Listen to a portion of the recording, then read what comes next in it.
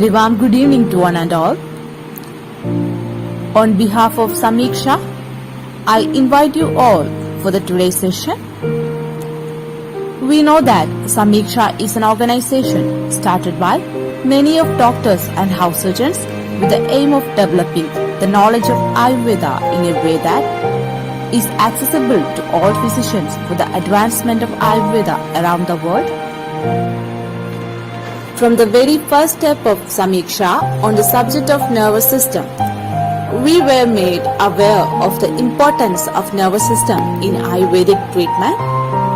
The associated gynecology, obstetrics and Ashwagandhidiyam classes received a lot of attention. Similarly, our international seminar also received a lot of attention. The single session we conducted was very focused on the upliftment of BAMS students, clarifying job opportunities outside India, information on what to do for the MOH exams and completely dispelling the doubts of many related to it. In addition to these seminars, several cases including photos were presented to make it easier for our growing young doctors to understand the treatment of diseases in each condition. Details of our seminars are displayed on the screen. Those who wish to watch these seminars can send a message at any time to the WhatsApp number displayed on the screen for the recordings of seminars.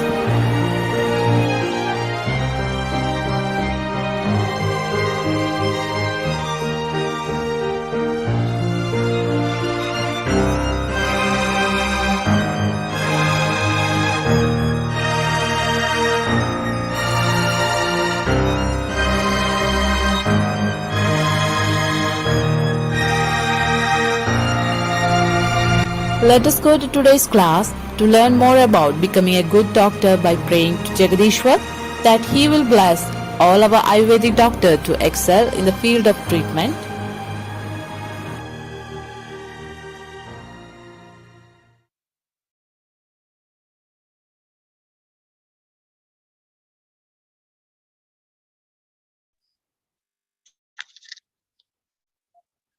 Good evening, one and all. A warm welcome to the national level seminar with paper and poster presentation presented by Team Sameeksha. So in this series, first we are going to start our presentations. And now that you all have joined, without much delay, we can begin our first presentation. And before that, I would like to invite our respected panel members. First of all, I would like to invite our Agatadandra panel, Dr. Ashwadi S, Dr. Jayaprasad and Dr. Shalini. Next, I invite Dr. Mohan, our Panchakarma panel, Dr. Mohan Kumar, Dr. Anjana Mishra and Dr. Mahesh Raj. Next, I would like to invite Dravyaguna panel members, Dr. Vikas Sharma, Dr. Sridevi and Dr. Shija. Next, let me introduce our Kaumara Bhritya panel, Dr. Pankaj Verma, Dr. Ramya and Dr. Ansiba. Now, I would like to invite our Samhita panels, Dr. Veena Vijayan, Dr. Rashmi and Dr. Krishna Priyasi. And now I invite our Nidana panel, Dr. Adarsh Arora, Dr. Nidya R and Dr. Arya K. Next, I invite our Prasul Chandra panel, Dr. Supriya, Dr. Kavita and Dr. Ashwani K. Now I invite Swastha Buddha panel members, Dr. Vandana Sharma, Dr. Shilpa and Dr. Kirti. And let me invite our Kai Chikitsa panel, Dr. Nitesh Pandey, Dr. Vinita S and Dr. Surya Chedak. Now I invite our Manasika panel, Dr. Nitin Darade and Dr. Uma Jadhav. Next, I would like to invite our Shalyatantra panel, Dr. Sandeep Pandey, Dr. Ravinder Singh, and Dr. Vaishnav. Now, let me invite our Rasab Vaishudhya panel, Dr. Arunlal K and Dr. Preeti. And I invite our Shalakitandra panel, Dr. Akanksha Keshri, Dr. Devika Pratap, and Dr. Cyril. And now I invite our physiology panel members, Dr. Kiran Kumarti and Dr. Ramya. And finally, I would like to invite our anatomy panel, Dr. Ramya Bhushan and Dr. Divya Prabhaji. And before the presentation starts, let me remind the time duration. Dear participants, you have total 8 minutes. Kindly follow the time duration. And now we can start our session. And I invite Dr. Prajakta Ankush for the first presentation. I invite Dr. Prajakta.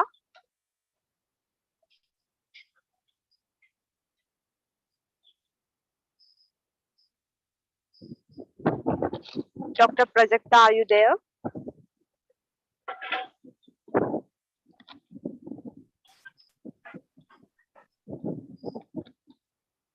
Hello, Dr. Prajakta.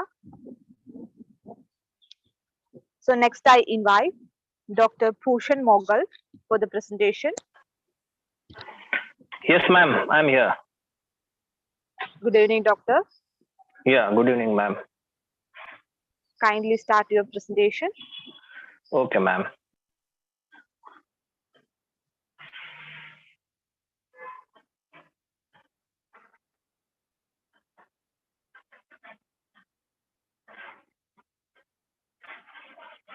Ma'am, is this visible, my PPT? Hello? Yes, doctor. Hello? So it's visible now. Okay. Okay.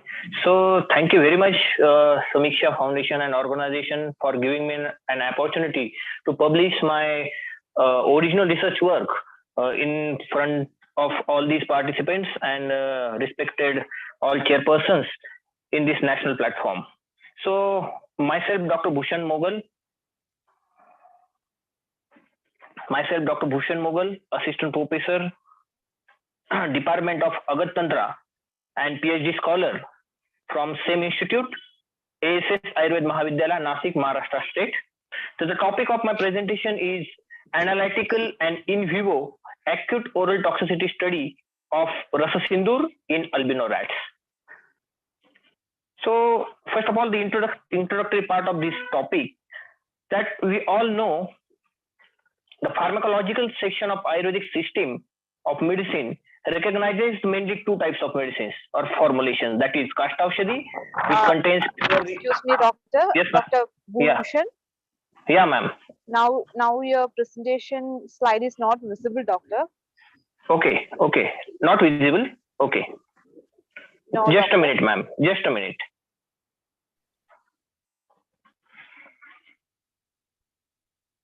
Is it visible, ma'am, now? Yes, your screen is visible. Yeah, it's visible now. Okay, thank you very much. So let's start with the introductory part of my presentation, that we all know Ayurvedic system of medicines, that is the pharmacological section of Ayurvedic system, recognizes mainly two types of drug formulations. First, that is the Kastaushadhi, which contains mainly a purely herbal drugs, and Rasaushadhi, that means it contains either mineral or herbomineral drugs. So Rasaushadha contains metals and minerals in the form of bhasmas or compounds. And in these all minerals and compounds, mercury is considered as a nucleus, because the major percentage of this Rasaushadhi contain some mercurial compounds. So in fact, as we all know, the literal meaning of the word Rasashastra is nothing but a science of mercury. So in the modern Ayurvedic practice, mercury-based drugs are used widely and very effectively in the treatment of various diseases by Ayurveda physicians since long time. because they are easily palatable, fast acting, and its minor doses delivers a strong and long lasting effect as compared to the herbal medicines. Okay, that's why these drugs are used worldwide and manufactured by a number of pharmaceutical companies all over the India. So we all know the basic principles of Ayurveda, that even a strong poison can act as a very useful medicament when it is used properly in correct and therapeutic dose. And the formulation, whereas a simple drug or a formulation can become a dangerous if not used properly or in pure form. So we can say if any particular metals not purified well or in improper Shodhan process, it may produce a toxicity. In the preparation of metallic formulation of Bhasma, if the steps which are traditional manufacturing methods not used properly or incorporate in appropriate forms, there will be a chances of impure or excess heavy metal presence in that compound, which may produce acute or chronic toxic health effect. Regarding this issue worldwide, the reports itself says by Western countries regarding the use of mercury in the medicinal preparation, it clearly states that mercury compounds are hazardous to the humans and its use in the medicinal products is undesirable, unnecessary, and it should be minimized and eliminated entirely. That's why around world 140 countries are supporting these things and supporting to the ban on the mercury and its compounds in any form. That's why currently heavy metal toxicity through the consumption of mercury and other metal-based drugs is ignored, but a prevailing problem in India and other countries. Now, move towards my research drug, that is itself a herbomineral preparation, and the main content is nothing but the mercury. That is Rasa Sindoor. That Rasa Sindoor is also widely used in the India by various Vaidyas due to its larger therapeutic uses, and being a mercurial preparation, its safety profile is being questioned by the allopathic physicians since long duration. Regarding this issue, till date, a previous researcher did either analytical, preclinical, or in vivo, either acute, in vivo that means a preclinical or animal study, either of acute or chronic toxicity only on a self-prepared sample. The sample which are prepared by the researcher, they did study on that particular sample which is itself produced. But we all know in today's era or since last long days, the patients consume Rasa Sindoor not prepared by the researcher, but which is available in the market and manufactured by the number of pharmaceutical companies all over the India. Regarding this issue, no any research work has been done or updated and year-wise data available regarding the safety profile of Rasa Sindoor, which is available in market. Okay, so that's why I chosen that topic to study the analytical profile as well as the acute toxicity study of Rasa Sindoor, which is available and extensively sold out in the market, produced by different types of pharmaceutical companies. Regarding this issue, the aim of my topic or my research work is to study the acute toxicity of Rasa Sindoor in albino mat, which is marketed by different pharmaceutical companies. So regarding this project, the objectives are very clear.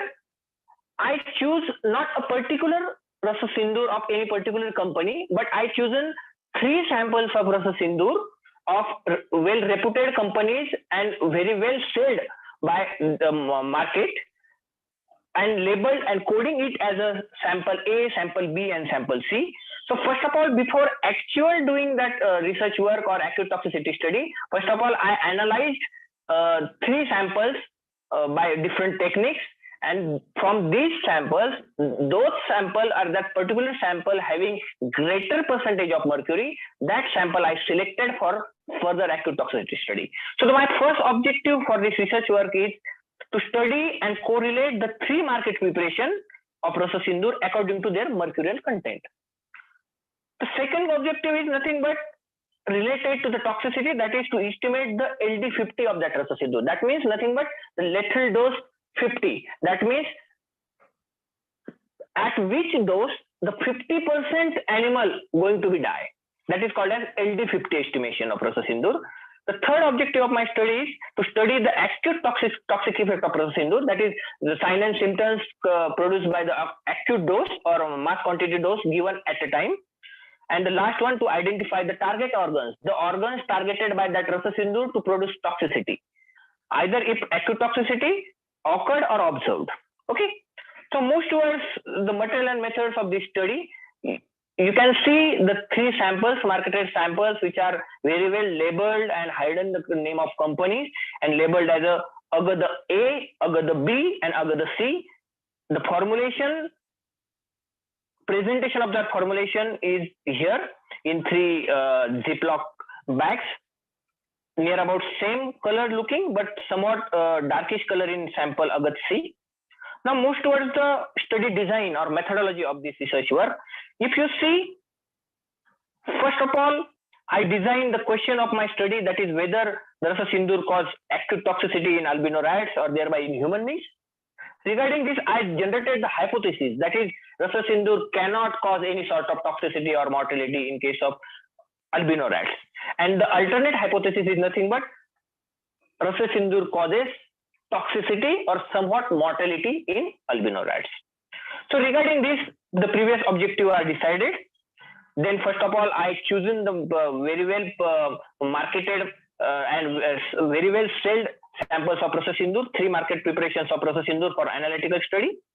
Then after analytical study, by inductive coupled plasma emission spectroscopy, that is qualitative and quantitative analysis of Rasa Sindoor, those that particular Rasa Sindoor having greater mercury content, I chosen that sample for further acute toxicity study as per the guidelines of OECD 423, that is the Organization of Economic Cooperation and Development 423 guidelines in Wistar albino rats. So for next, I grouped all these animals for drug interaction.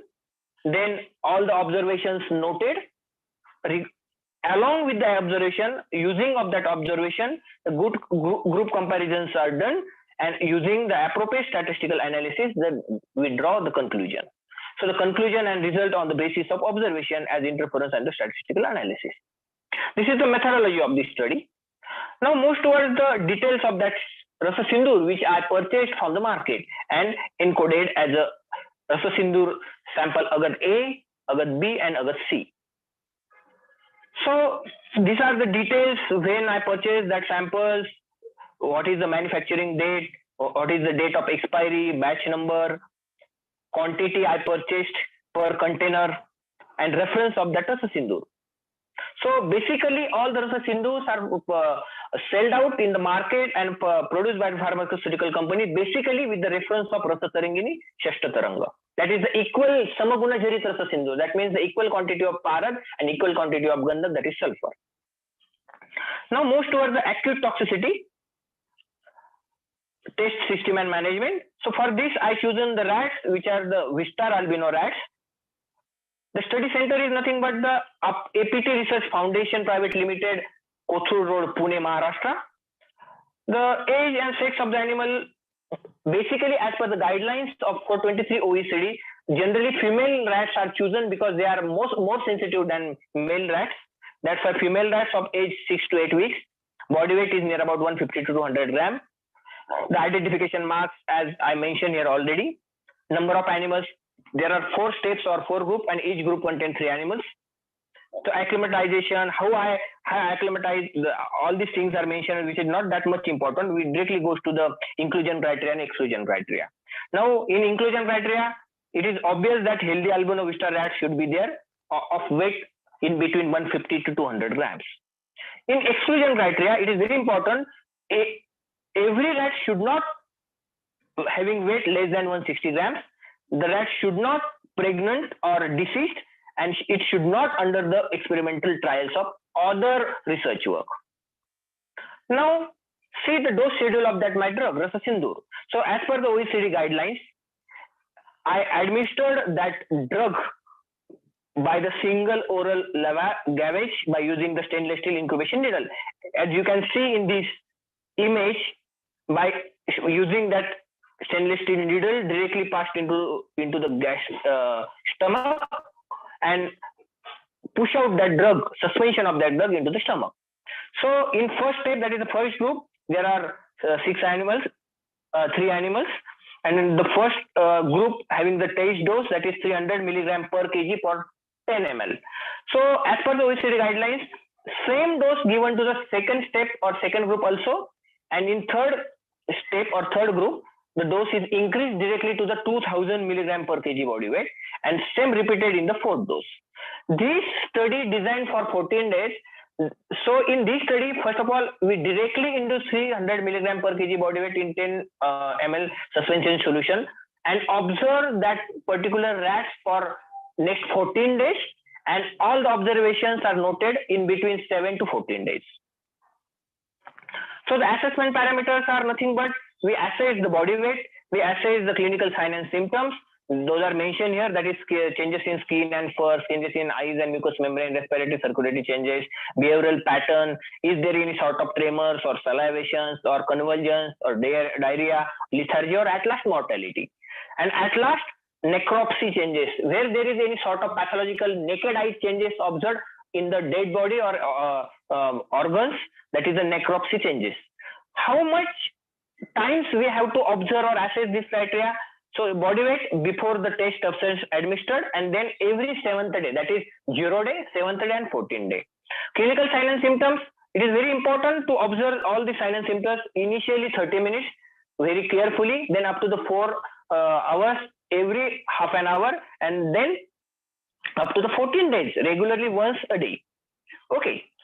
Now, necropsy changes obviously after the 14 days. If there is no any sort of mortality or sign and symptom develop, we are going to be sacrifice that animals, and we observe by naked eyes any sort of abnormal growth or abnormal color changes or pathological changes observed in all organs, especially liver, kidney, uterus, lungs.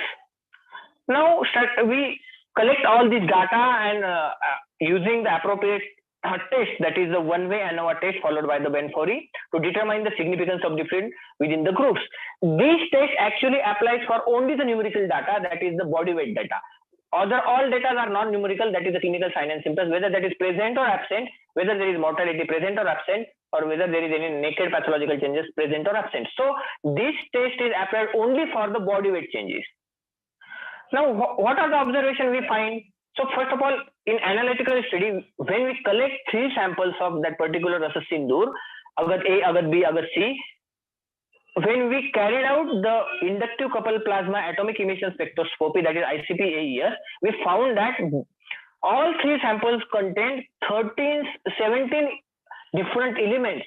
We all know the Rasa Sindoor is basically the mercurial compound. Still, it contains other 16 metals or other 16 different compounds.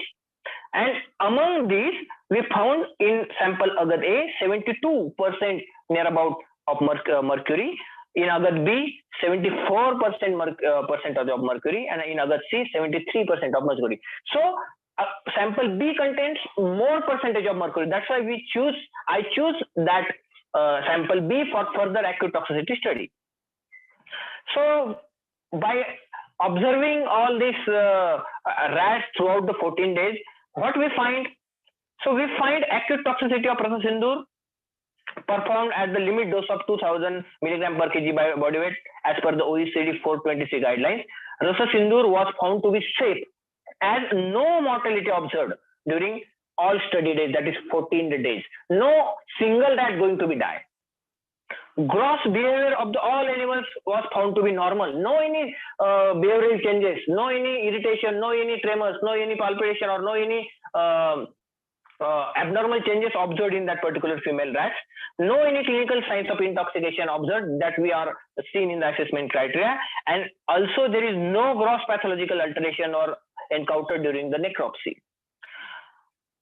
If we see the weight gaining criteria by applying the one-way ANOVA test, we find the significant weight gain was observed in all rats in all 4 steps by giving 300 milligram per kg body weight in 2 groups and 2000 milligram per kg body weight for 2 groups. So, but we cannot say that that particular weight gain is definitely due to the drug, because here in that case, as per the guidelines, we not took a comparative group. Or is my slides are visible? Yes, doctor. No, visible. doctor, now it's Now it's not visible. not doctor. visible. Okay. 1 minute. Okay, I think it is visible now. Yes, doctor. Visible. Yes. So we cannot say that the gaining of weight of that particular rats are due to only that particular drug Rasa Sindoor, because for comparison we doesn't took any control group. So if we took a control group, so we can compare with that control group which doesn't give Rasa Sindoor. But here in acute toxicity, no provision, or as per the guidelines, no need of to take a control group. That's why we see here that is the gaining pattern is there, significant gaining pattern is there, but it might be due to food consumption or water consumption or the healthy pattern body system of that particular rat. I already discussed that thing with the researcher or statistician.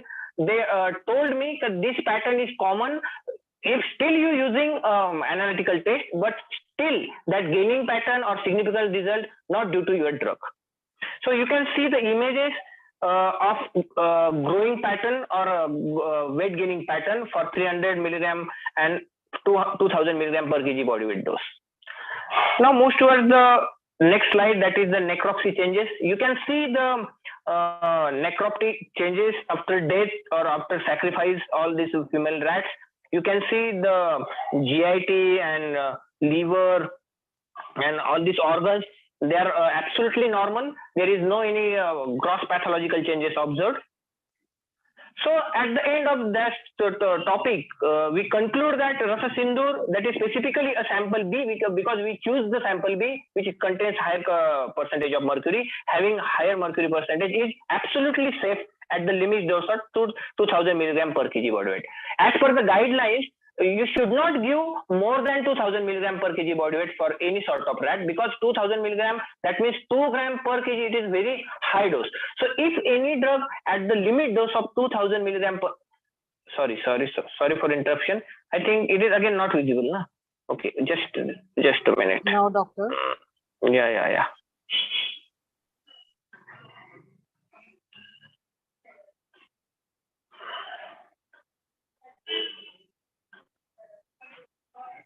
Okay, now it is visible.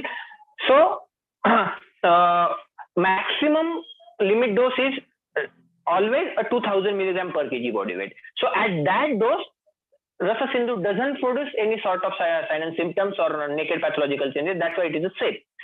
Accordingly, if we say the sample having greater mercury content is safe, then ultimately other two samples, that is sample A and sample C, having lesser quantity of mercury, will be also safe. Okay, so accordingly other two samples of Rasa Sindoor, that is A and C, are also safe.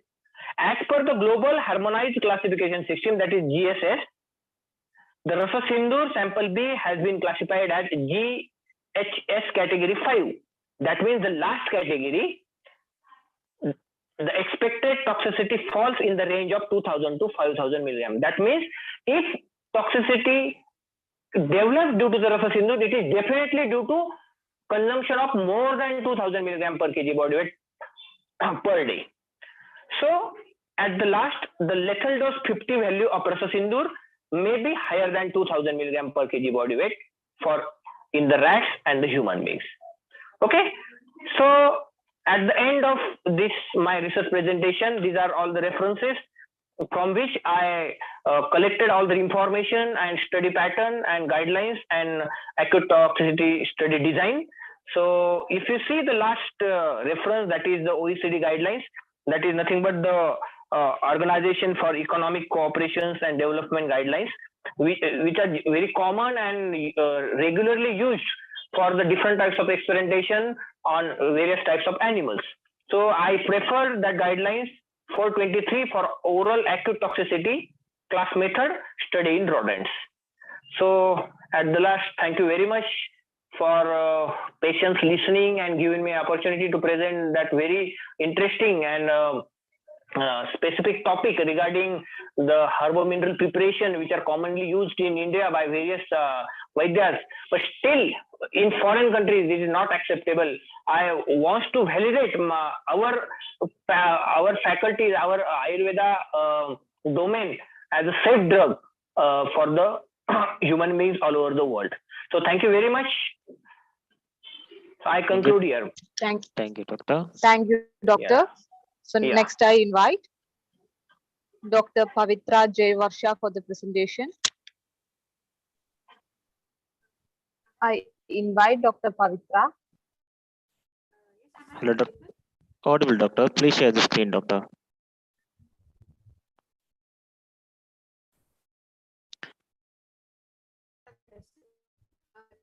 Doctor, your volume is very low, doctor. Hello, Dr. Pavithra. Hello, Dr. Pavithra. Pavithra, can you hear me?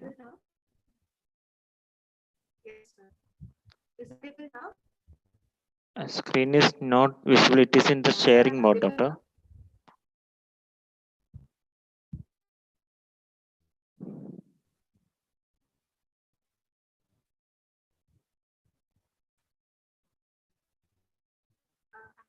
Now, and is my screen visible? Not visible, doctor. It is in the sharing mode, doctor. Your screen sharing mode, not visible, doctor.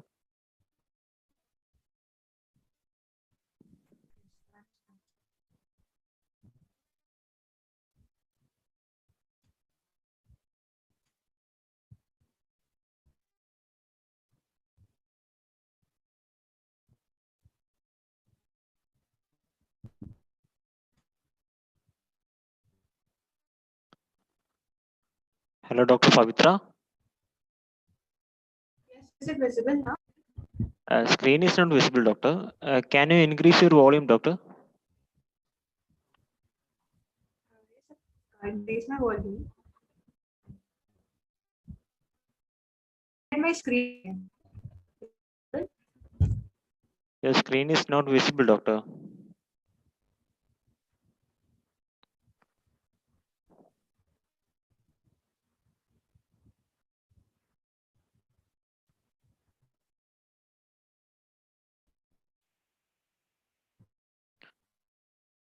Shared my screen. Is it visible now? No, doctor, it is not visible, doctor.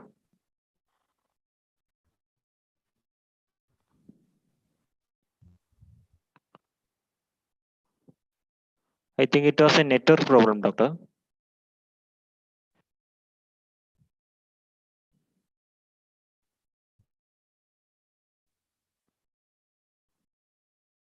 Dr. Pavithra?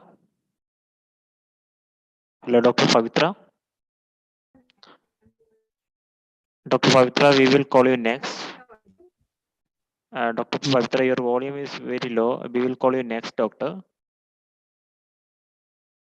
Next, I would like to invite Dr. Mogal Mubarak for the paper and poster presentation.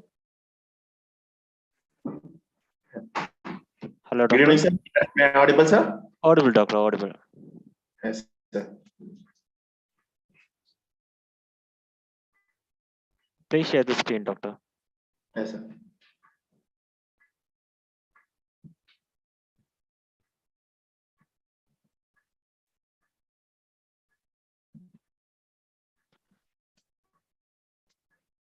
Your screen is visible, doctor. Please start the session. Good evening, respected sir and madam. Sir, today my topic is JALAUKAVACHARANA. And I'm Dr. Mogal Mubarak Baig, PG final year course student, Department of Shalya Tantra, under the guidance of Dr. Harshavardhan, sir. Sir, Rakta Mokshana is the main other topic which the JALAUKAVACHARANA comes. So in Rakta Mokshana, there are two types of mainly can classify into two types. That is Shastrakruta and Ashastrakruta. In Shastrakruta, where the instruments will be used, like Shastras, and any kind of instrument, sharp instrument will be used. You can give an example of SIRAVYADHANA. In Ashastrakruta, where there are no instruments will be used, where other than any instruments, we can use a alabu, jaloka, such kind of accessory things you can do. Rakta Moksha is that kind of things are known as Ashastrakruta. I reference Sushruta Samhita Sutra Sthana, 13th chapter, Jalokacharana Adhyaya. Definition of Jalokacharana. Jalamasa mayatiti jalayuktaha, jalamasa mokaha iti jalokasaha. The one which lives in water is known as jaloka. Water is life for it. It's known as a jaloka. Some of the synonyms are jaloka, jalaika, jalajivini, jalasarpini, raktapayani. A gross anatomy of jaloka is it has a jaws, pharynx, crop, cecum, intestinum, posterior sucker. Jalauka, it's a leech, kingdom and comes under kingdom Animalia, class Cetaliata. These are the external feature of leech. Leeches are small, soft, intervertebral vermiform worm-like structures, elongated, dorsoventral flattened, almost cylindrical when contracted. It has 7 to 15 centimeters in length, hollow muscular organ on each end of the body, called suckers, anterior sucker and posterior sucker. The anterior sucker is the main purpose of the treatment uses, and the posterior sucker is just for the movement of the jaloka. Chemical constituents of saliva. The chemical constituents of leech saliva contains. Leech produces a number of important substances which contribute to the special property of the bite, which includes a local vasodilator. It acts as a local vasodilator, local anesthetic. It acts as a local anesthetic in meanwhile, and it contains anticoagulant. Availability. Since the time of Samhitas, Jaloka has been available in India at the sea coast regions. As per Sushruta Samhita, Jaloka were seen in many parts of ancient India. The main classification of Jaloka is based on their nature. Jaloka are mainly classified into two types. It's Savisha and Nirvisha. The total Jaloka are 12 in number, where 6 of them are poisonous and the rest of the 6 are non-poisonous. Savisha. Let's see as poisonous Jalokas. Krishna, Karbura, Alagarda, Indrayuda, Samudrika, Gochandana. These are the poisonous Jaloka which will not be used for any kind of therapeutic purpose. Krishna, Anjana Churna Varna black in color. To identification of the Jaloka, there are some identifications given like it looks like Kajali in color. It looks like wormy fish, elevated. It has a hairy, big and has a black mouth. Indrayukta, body marked with various colors. Samudrika, blackish yellow with dotted skin. Gochandana, narrow mouth and bifurcating line at lower end. Just to identify the poisonous or not poisonous kind of Jaloka. These are Savisha Jalokas which will not be used for any kind of therapeutic purpose. Nirvisha Jaloka. The main treatment purpose the use Jaloka, this kind of any one of the Jaloka can be used for the Jalokacharana Vidhi. That is Kapilaka, Pingala, Sankamukhi, Mushika, Pundarika Mukhi, Savarika. To identification of the Jaloka, Kapila, slimy dorsal surface and colored as Mudga. Pingalaka, reddish brown, fast moving. Samudrika, blackish in color, sharp and long structures. Mushika, color and shape is like a rat. Samudramukhi, greenish color and mouth resembles like fully blown lotus. Savarika, like glossy lotus leaves and measures 18 angula in length. These Nirvisha, these are the Jalokas which we use for the treatment purpose. Let's have a small differentiation between Sarvisha and Nirvisha. Sarvisha, the poisonous origins in the decomposed urine and fecal matter of poisonous fishes, whereas Nirvisha originates in decomposed vegetables matter in the retiform stream of aquatic plants. This Sarvisha is thick in middle portion. Nirvisha is strong and well built. Sarvisha lean in both ends. Nirvisha strong suckers. Sarvisha slow locomotion, where it has low, where it has movement, it has slow. Nirvisha has fast in locomotions. Sarvisha has less active. In Nirvisha has very active. Savisha has delay and small quantity sucking. Nirvisha has speed in sucking. Classification based on gender. Stri Jaloka and Purusha Jaloka. According to Ayurveda, it can be divided into Stri Jaloka, Ayurveda. Stri Jaloka, delicate, having thin skin, small size head, large lower body. It can be used in Alpa doshas and acute disorders. As Ayurveda says, if any kind of acute disorders are less or some kind of mild symptoms, you can go for Stri Jaloka. If any complicated or vitiated doshas or chronic conditions, you can go for Purusha Jaloka. Purusha Jaloka is a hard skin, big head, semi-lunar shape. It can be used in highly vitiated doshas, as I said, and in chronic conditions. Collection and preservation. Best time for collection of Jaloka is Sharad Ritu. Collection method. We can collect Jalokas, and after collecting the Jaloka, they should be kept in a wide and new earthen pot filled with fresh water. On every third day, the water should be changed and feeds should be dropped inside the pot. After every 7 days, the pot itself should be changed. For every 3 days, the water should be changed, and for every 7 days, the entire earthen pot should be changed.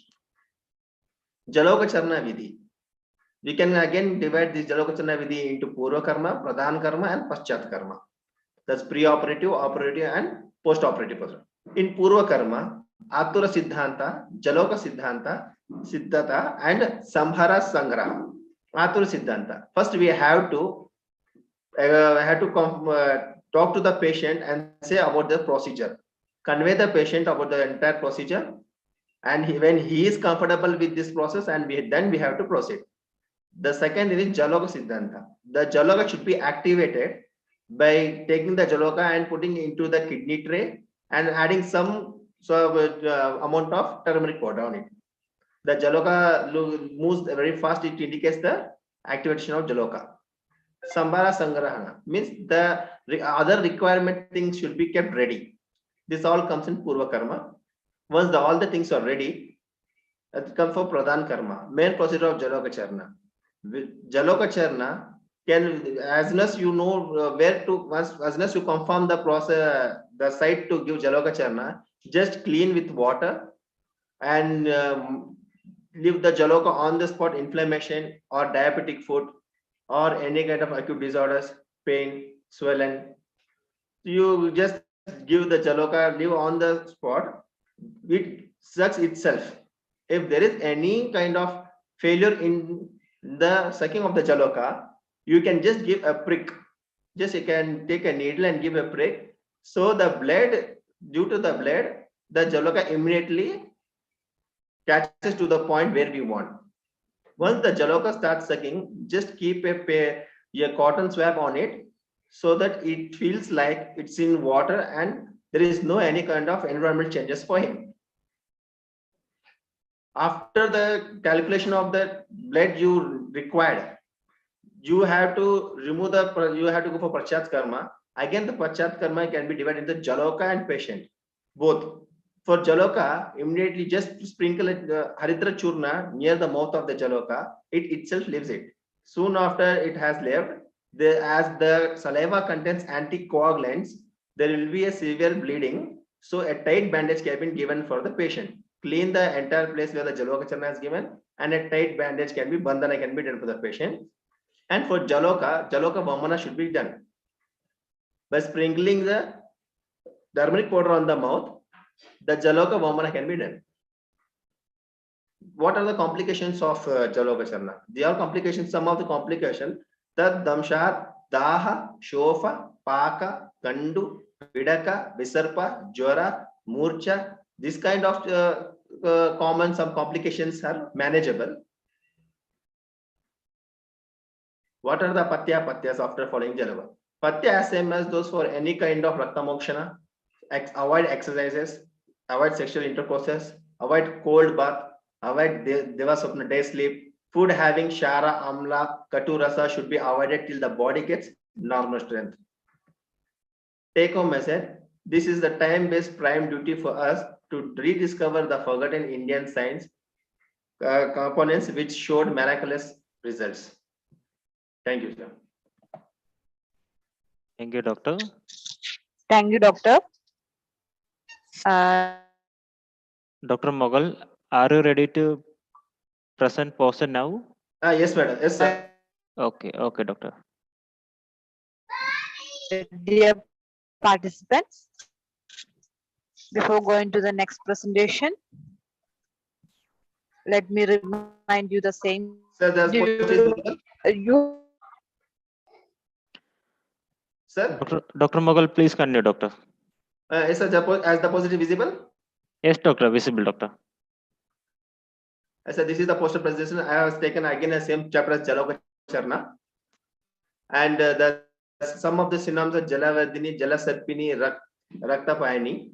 I have just given a Ayurveda logo left side to the poster, and the right side some of the Jalokas taken by the physician in hand. And again I had divided as Savisha and Nirvisha by indicating graphically, which has 6. Some of the indications of Jalokacharna are Vicharchika, Khalitya, thrombospiles, diabetic foot, Vata Rakta, Sandhivata. You can correlate with modern also anti-inflammatory, some of the eye disorders, ENT, etc. These are the indications where the Jalokacharna can be given, Nirvisha Jalokas. Some of the contraindications of the Jalokacharna are Garbini, Pandu, Sheena, Shosha, bleeding disorders, anemic, blood coagulant disorders. The contraindications of Jalokacharna, where if the patient has Garbini, we have to avoid the Jalokacharna. Pandu is anemic. If the patient is anemic, so it contains anticoagulant and there is loss of blood. So already the patient has anemic, so the HB has reduced than the normal. So avoid the Jalokacharna, or any kind of Rakta Moksha should be avoided, including Jaloka. Sheenata, when he has Alpa, Balar, Sheenata. Shosha, any TB kind of patients. Bleeding disorders, if he has any kind of bleeding disorders, Jalokacharna should be avoided, and or all Rakta Moksha process should be avoided. With the patient anemic, as I said, Pandu.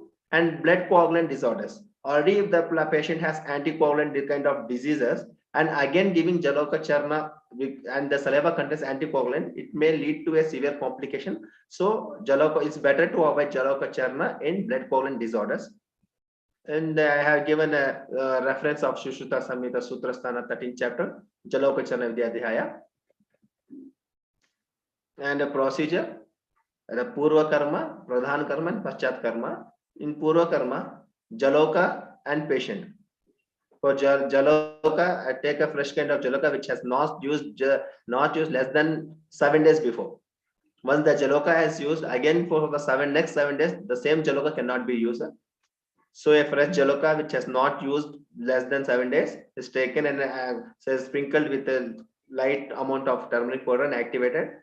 And the patient has given a complete counseling about the Jalokacharna and the entire procedure. And if the patient is agreed, then Pradhana Karma can be followed, where the Jalokacharna has given and the Jaloka starts sucking. The required once the required amount of blood has taken by the Jaloka, just sprinkle a little bit of Haridra Churna near the mouth.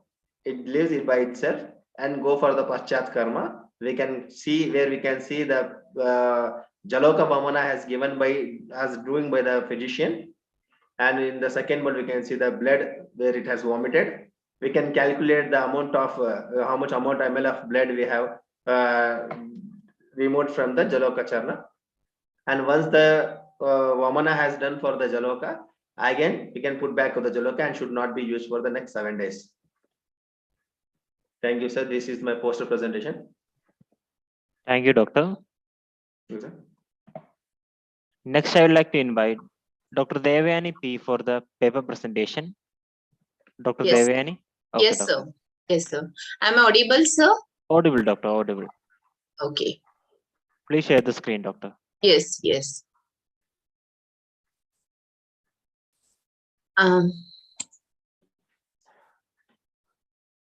Yes, Is my screen is visible? visible, doctor, visible. These slides are moving. Yes, doctor, moving. Yeah, thank you. So myself, Dr.Devyani Dasar, Associate Professor from Department of Shalyatantra of Mahatma Gandhi Ayurvedic College, Hospital and Research Center, constituent unit of the Tamil Institute of Medical Sciences, is going to present in Avabhasini National Seminar Papers and Poster Presentation organized by Sameeksha organization on the topic of clinical study on the effect of SIRAVYADHANA along with TRISHOTHADI LEPAM in venous foot ulcers. So regarding this venous foot ulcer, I'm audible, no, sir? Yes, doctor, audible. Okay. Yes, doctor. Yeah, sorry. Venous foot ulcers are a leading cause of amputations and affects more than 15% of our people, with preceding 84% of all lower leg amputations by these Reber et al. References. Increase in mortality like a micro and microvascular complications, which including failure of wound healing process. And risk factors for these venous ulcers are diabetic neuropathy and ischemia. According to the Ayurvedic view, as per the Sushru Samhita Nidan Sthana, that VRANA, and in Sushru Chikitsa Sthana, that VRANA Chikitsa Adhyaya, that this venous ulcer is commonly affects the lower part of the body. It is a Kricha Sadhya. And according to the Acharya Sutruta, the VRANA Chikitsa is the Shashti Upakramas. In that one, the Rakta Mokshana is described. That is I took this as a SIRAVYADHANA in this my present research work. So now all the patients with the complaints of venous foot ulcers categorized with the informed written consent as per the Helsinki Declaration, having these ulcer cases of 17 to 15 years of history and 4 to 9 years without the signs of the healing. And it falls, this all patients is falling low socioeconomic status as per the SES 5 criteria mentioned by the Indian Council of Medical Research. Also, there is no any record found with the smoking status either in the past or a present. They undergone previous various hospitals of allopathy, homeopathy, Ayurveda and allied systems also. I'm not going to blame anything, but these are these facts, whatever I got from the patients. And these patients were scheduled from amputation of the affected leg in their respective medical units. So for this research work, I just planned for the SIRAVYADHANA, which is done weekly once for the 6 weeks with the follow of 6 weeks with the TRISHOTHADI LEPAM. The materials required for the SIRAVYADHANA as shown in the figure is the scalp vein set with the syringe and all the sterile materials for the dressing with the tourniquet, kidney tray, syringes and etc. This is the TRISHOTHADI LEPAM having Trishotha, Chara, Lavana, Madhu and Trivruta. This is a histopathological change despite whatever I found after the SIRAVYADHANA procedure. So here we can see this, the micro and macro circulation is increased in the present area, that is the wound area. So baseline demographic characteristics of the patient, whatever the results I found in this one, having the male patient 7 and the female patient is 1, with the mean and standard difference is the 55 to 37 plus minus 13.81. In this one, there is a diabetes control all patients with the ulcer gradings of Wagner gradations. We are getting the 3 and maximum of 5 out of 8. Where this one is mean wound healing time in days, that is a 22.37 plus minus 11.69. Here we can see that these are the variables which I took for the present research work is the erythema, edema and epithelialization. So at day 0, we can see a 9.42 up to the edema 8.92 and 0.83 epithelialization. While day of 45th, that this one is 5.08, 0.67 and 3. So I got a very significant p values in all these variables. Having this ulcer size reduction in the centimeter, which I found is the 71.60%, which is a very huge difference. Here we can see the photographs of the patients. Here you can see how this ulcer is going to rest and this callus formation on this one. So after SIRAVYADHANA, see that wound contraction is much more faster than, and here is the final healing area of the ulcer. So mean ulcer area in centimeter, here is the statistical statistical diagram. So 0 day is this one, 45th day, that is the very huge percentage I got, and these are the statistical values of the same. So conclusion, there is a marked decrease in ulcer size, having significant reduction in erythema, edema, and increases the granulation with the safest and cost effective.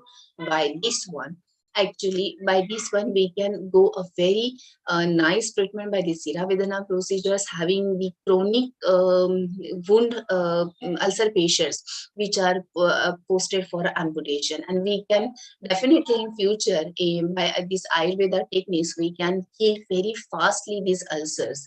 So thank you, our Bhasini Sameeksha organization, for giving me a chance to present here. Thank you so much. Thank you, doctor. Thank you, doctor. So next, I would like to invite Dr. Shahal Yuvraj Bhosale. Dr. Shahal, are you I there? invite. Yes, I'm here, sir. Okay, doctor, please share the I'm screen, audible, doctor. sir. Audible, doctor. Please share the screen, doctor.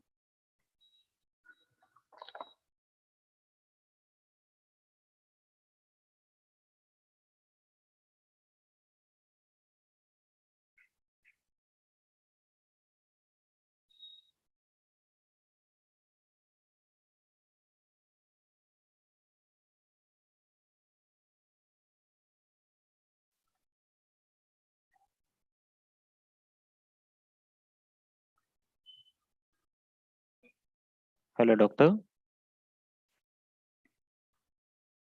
Hello, Dr. Shahal, are you there?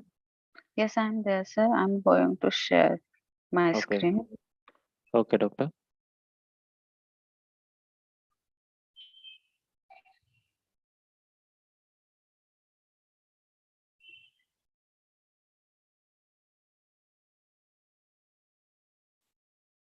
My PPT is not going to share.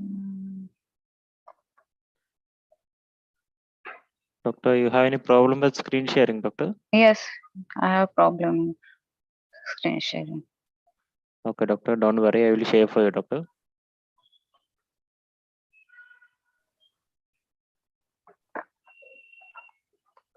Please start the session, doctor. Thank you. Good evening, everyone. I am Dr. Shahal Bhosale, PG final year student, Shalyatantra Department, Yashwant Ayurvedic College, Kolhapur. I am going to present my paper on topic VRANA and its management in Ayurveda. Introduction. Acharya Sushruta has defined Varna as the phenomena which consumes the tissue and on healing lives. Varna Vastu, that is permanent scar tissue. Varna is significant and widely described in Shalyatantra. Varna Gatra Vichurnena Vranayati Varna Vishesha Lakshana Prunavartiti Linga Visheshaha. Gatra means tissue, body tissue or parts of body. Vichurnena means destruction, break, rupture or discontinuity of body or tissue. The destruction or break or rupture of or discontinuity of body tissue or parts of body is called Vrana. This definition is not limited to cutaneous lesion, but destructive lesions according any tissue of the body has also considered as Vrana. Vrana is a common problem encountered by medical practitioners. The presence of Dushta Vrana worsens the condition of the patient, and when associated with collapse may become fatal. So, any new approach or research work intended to tackle this condition is the need of time in clinical practice. Local factors of wound like slough, infection, and foreign body affect the normal process of healing. A clean wound in a normal body heals earlier with minimum scar as compared to contaminated wound. Therefore, in the present concept, all efforts are directed to keep the wound clean during the various stage of its healing. Acharya has clearly mentioned the lakshanas of Dushta Varna as a foul smelling, continuously flowing first along with blood, with cavity since long time, etc., which can be correlated to non-healing or contaminated wound. Varna is significant and widely described in Shalyatantra. Sadhya Varna or Dushta mostly occurs due to accidental injuries. Acharya Sushruta has given superior position to Varna. Sutrasthan of this Samhita shows description of the Vrana in most of the chapters, and Chikitsasan begins with chapter of Vrana. Shalya Tantra brings out very clearly that Vrana is the most significant surgical entry. Its knowledge and effective management for surgeon is the basic skills required. Surgery and wound go hand in hand. The wound may be due to some kind of trauma or be it by surgeon's knife. Classification. Ayurvedic treatises have classified the Varna as follows: Nish Varna and Agantush Varna. According to Sushruta, Nish Varna divided into 16 parts. 3 are doshas, 3 are dvidoshas, Vata Shonit, Pitta Shonit, Kapha Shonit, Vata Pitta Shonit, Vata Kapha Shonit, Kapha Pitta Shonit, Vata Pitta Kaphaj, or Vata Pitta Kapha Shonit, Shuddha Varna. Drushta Varna divided into 6: Vataj, Pittaj, Kaphaj, Raktaj, Sanipataj, Agantuj. According to Acharya Charak, Drushta Varna are divided into 12 parts, 12 types. First is Shweta, second is Avasan Varma, third is Atisthul Varma, fourth is Atipinjar, fifth is Nil, sixth is Shav, 7 is Atipedika, 8 is Rakta, 9 is Krishna, 10 is Atiputak, 11 is Ropya, 12 is Kumbhimukha.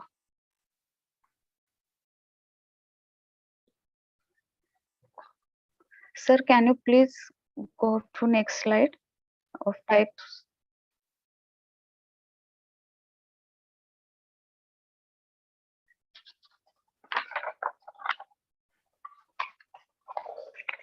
Okay, please next slide, sir.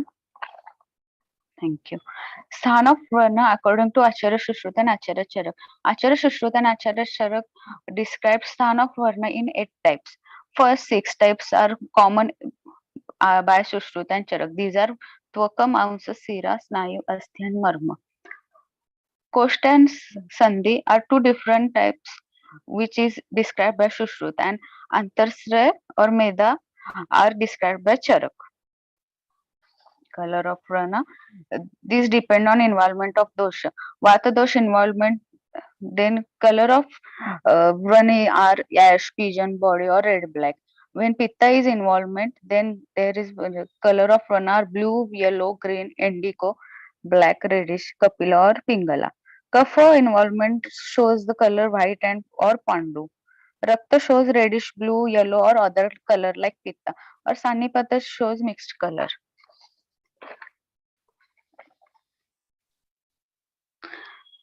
According to Charok, Varnagandha explained these are 18 types. Those are Grita, Taila, Vasa, Puya, Rakta, Savya, Amala or Putika.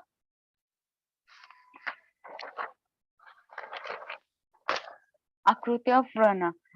Prakrut Vrana Akruti divided in 4 types, or Agadum Vrana Prakruti divided in 9 types. Vrana Prakrut Akruti are Ayat, Chaturastra, Vritta, Triputak, or Agantuk Vrana Akruti are Ayat, Chaturastra, Vritta, Triputak, Ardha Chandra, Vishal, Kutika, Yava or Shara. Varnasrav are mentioned by Sushruta according to Shan. There are Tvaka, according to Swan, Tvaka involvement, then Varnasrav are yellowish or watery. Mamsa, thick or ghee-like. Sira, excessive bleeding after suppression post discharge. Snayu, thick mucoid and blood stained discharge. Asti, mixed discharge with blood and bone marrow. Sandhi, discharge less in rest condition but mixed with pus and blood, and pus exudates come out on movement. Koshtha, blood, urine, stool, pus or watery or serous discharge. Management of Vrana. The Dushta Varna should be managed in early stage to avoid suppression and more tissue harm as described in stage of Kshatriyakal. There are different kind of management is required in different stage of Varna. Like in early stage means Amavastha, only Viplavan or application of medicated pest means Alep or Upana is needed for treatment. While in suppurative stage means Pakwa Avastha, surgical procedure like incision means Bhedan, Chedan, etc. are needed for treatment. Acharya Sushruta described 7 pillars for the management of Varna. This means Saptopakram. So there are two types of Varnas, Nija and Aguntus. The line of manipulation of them is the same, except in the initial stage. Agantush Varna after 7 days, if not healed, considered as niche, and the treatment remains like of that Sharirik Varna. Acharya Shushruta had vividly narrated the management of Varna starting from stage of Pranashut in Sutrastan. He has mentioned it under 7 main headings. While coming to Chekista, these 7 principles are elaborated into 60 varieties. Similarity under the heading Vaikrutapan, he includes cosmetic measures as well as the combat the deformities if any arising due to Vrana. Acharya Shushruta has divided the entire course of treatment in connection with disease under 3 headings as Purva Karma, Pradhan Karma and Paschant Karma. In connection with surgical treatment, the Purva Karma is considered as the preoperative measure, which includes the preparation of the material for surgical procedure and pre-preparation of the patient to make him fit for operation. Pradhan Karma is the operation procedure which includes the 8 surgical measures, which is Ashtavid Karma. Paschat Karma means the post-preparation care which includes all the measure of complete healing of the wound and the wound areas restore the normal color and surface of the wounded area without any abnormalities. Treatment of furnace are starting from the primary stage of Pranashut. Shutrut 7 principles in management are as Viplavan, Avsechan, Upanaha, Patan, Shodhan, Ropan, and Vaikrutapan. Conclusion. Vrana are 2 types of Nija Varna, endogenous ulcer and Agantush Varna, exogenous ulcer. This classification is based on etiology and mode of treatment. Examination of ulcer can be performed by 3 methods. Example by inspection, interrogation, and palpation. The treatment of both types of ulcer is based on the dose dominance. The medicines he advocate for the management includes local application to subside the vrana in primary stage, local washing to get the wound clean, and devoid of infection, fumigation, and other internal medicine for healing, and lastly, cosmetic medicines. Thank you. Thank you for giving me Thank you, doctor. opportunity. Thank you, doctor. Thank you. And before going to the next presentation, dear participants, let me remind you the time duration again. You have maximum 8 minutes. Kindly do follow it. And now I invite Dr. Subhash for the presentation. I invite Dr. Subhash Suryavanshi. Yes, ma'am. I am audible. Yes, Doctor. Yes, Audible. doctor, please start.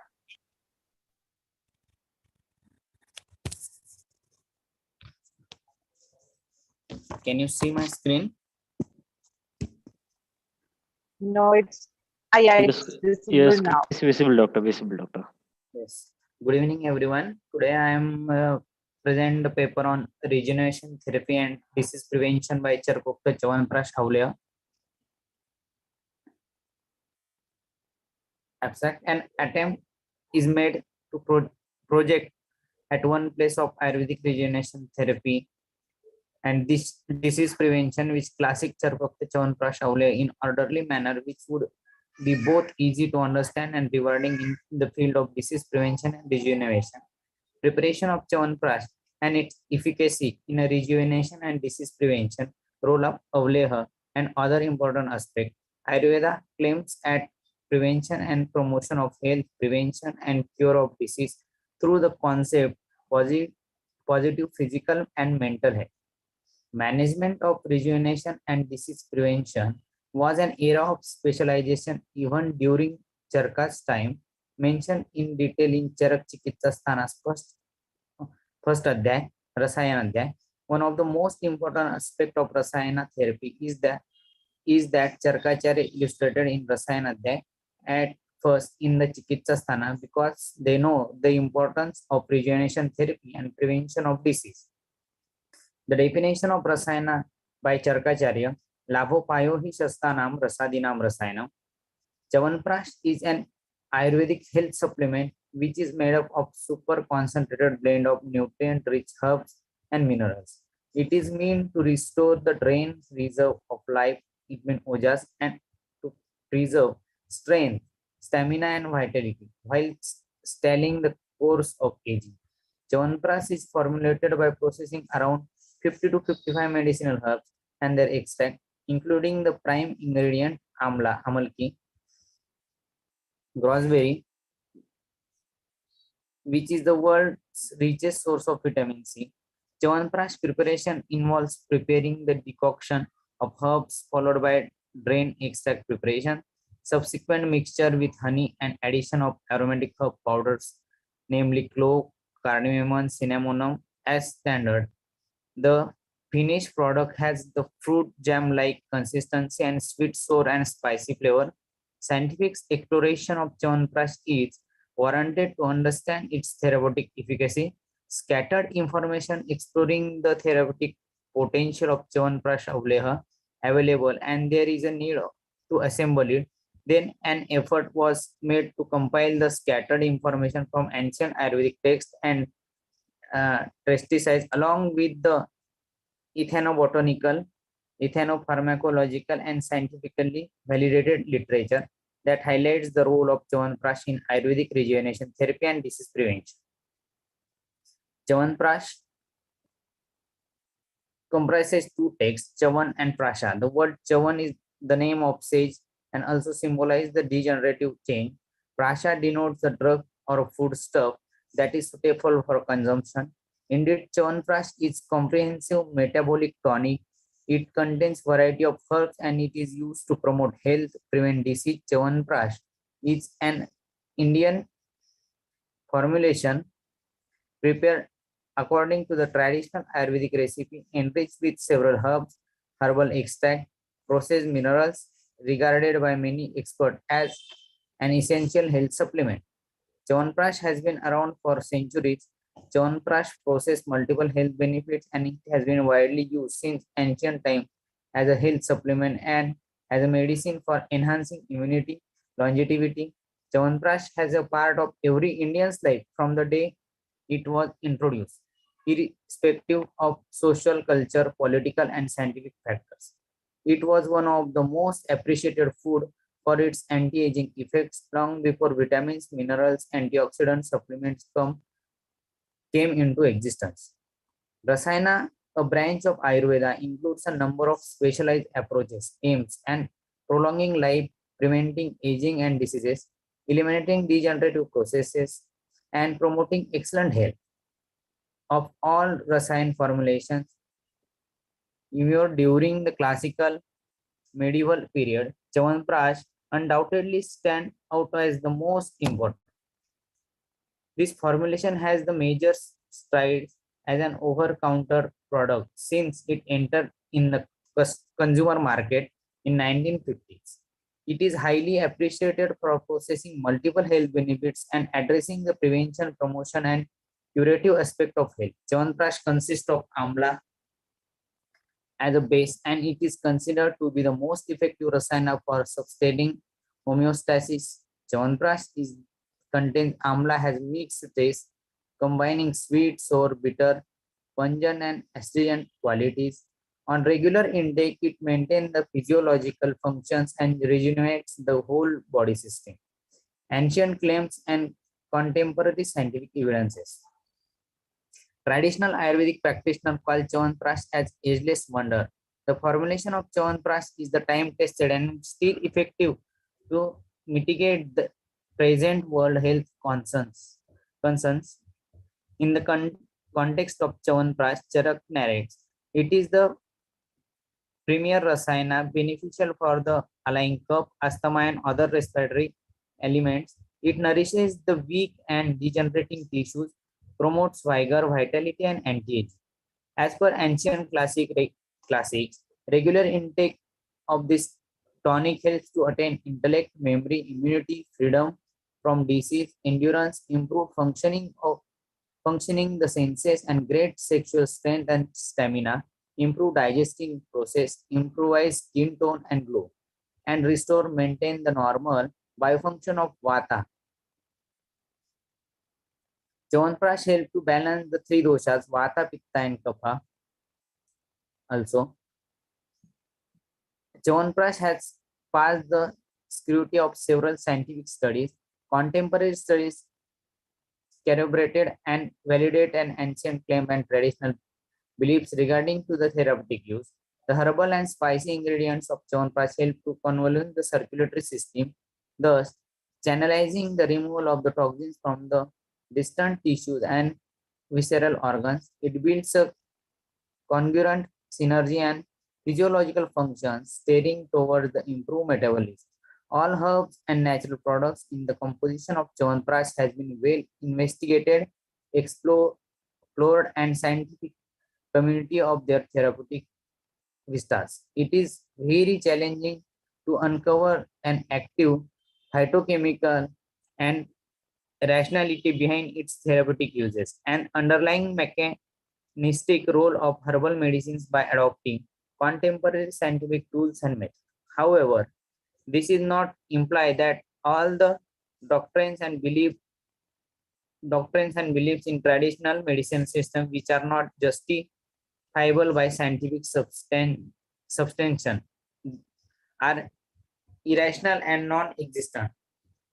The Appletty stated of Charak Samhita, what is perceptible to humans is merely petite fraction of its cosmos, and what we cannot observe is far more than that, which doesn't make that non-exist.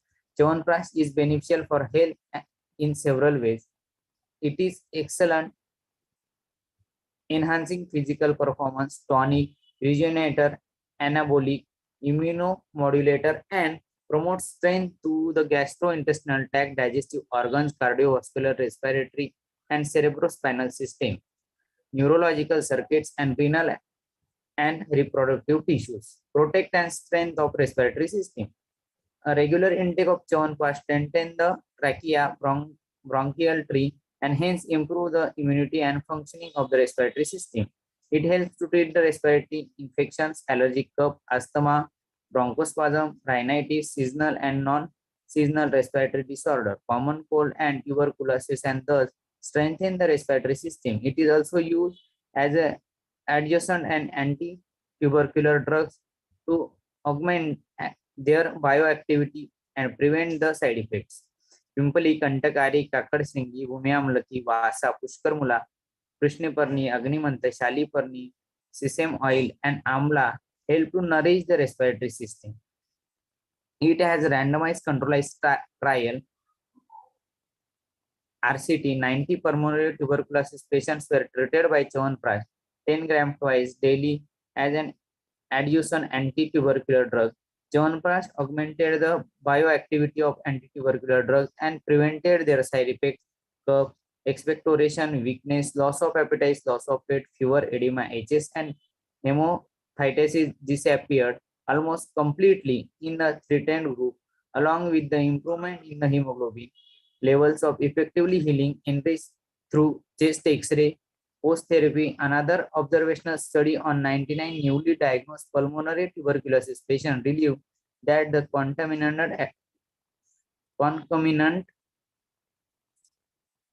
adjunct use Chyawanprash, which is anti-tubercular drug, significant antioxidant, adaptogenic, and immunobooster.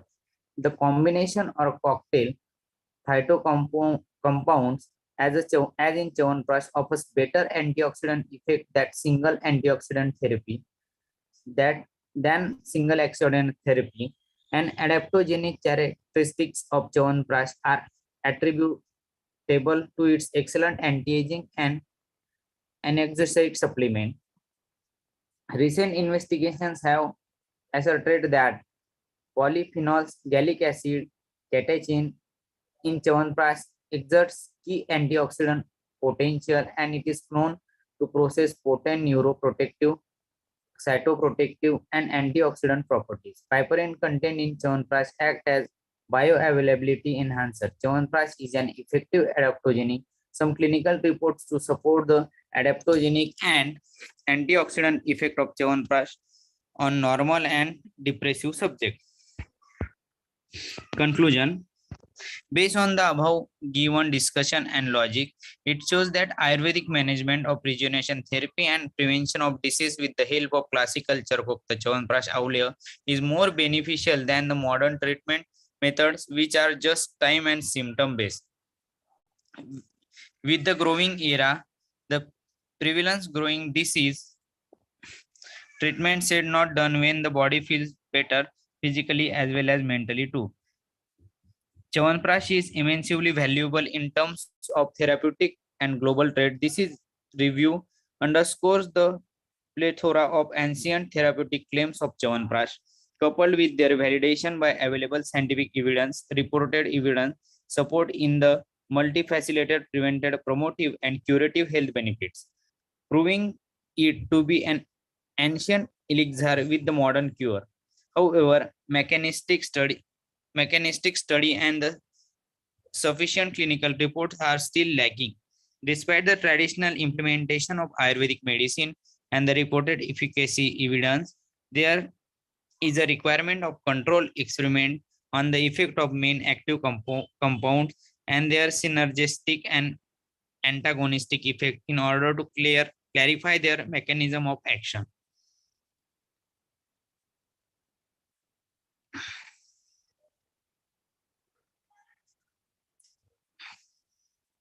Absence of appropriate scientific evidence.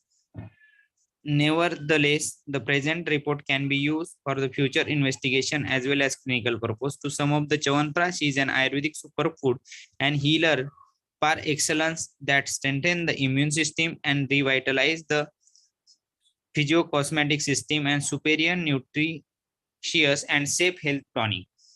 That is beneficial for all age groups and genders alike, where modern treatment lacks, and hence Ayurveda promotes that. These are the reference where I got some modern references. Thank you. Thank you, doctor. Thank you, doctor. Next, I would like to invite Dr. Pavithra for the paper presentation. Dr. Pavithra, are you there? Yes, sir. Am I audible? Yes, doctor, audible. Yeah. Screen visible? Not visible, doctor.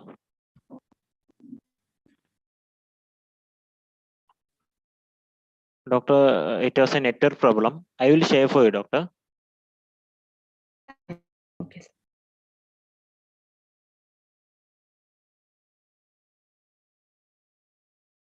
Dr. Pavithra, please start the session, doctor. Yes, sir.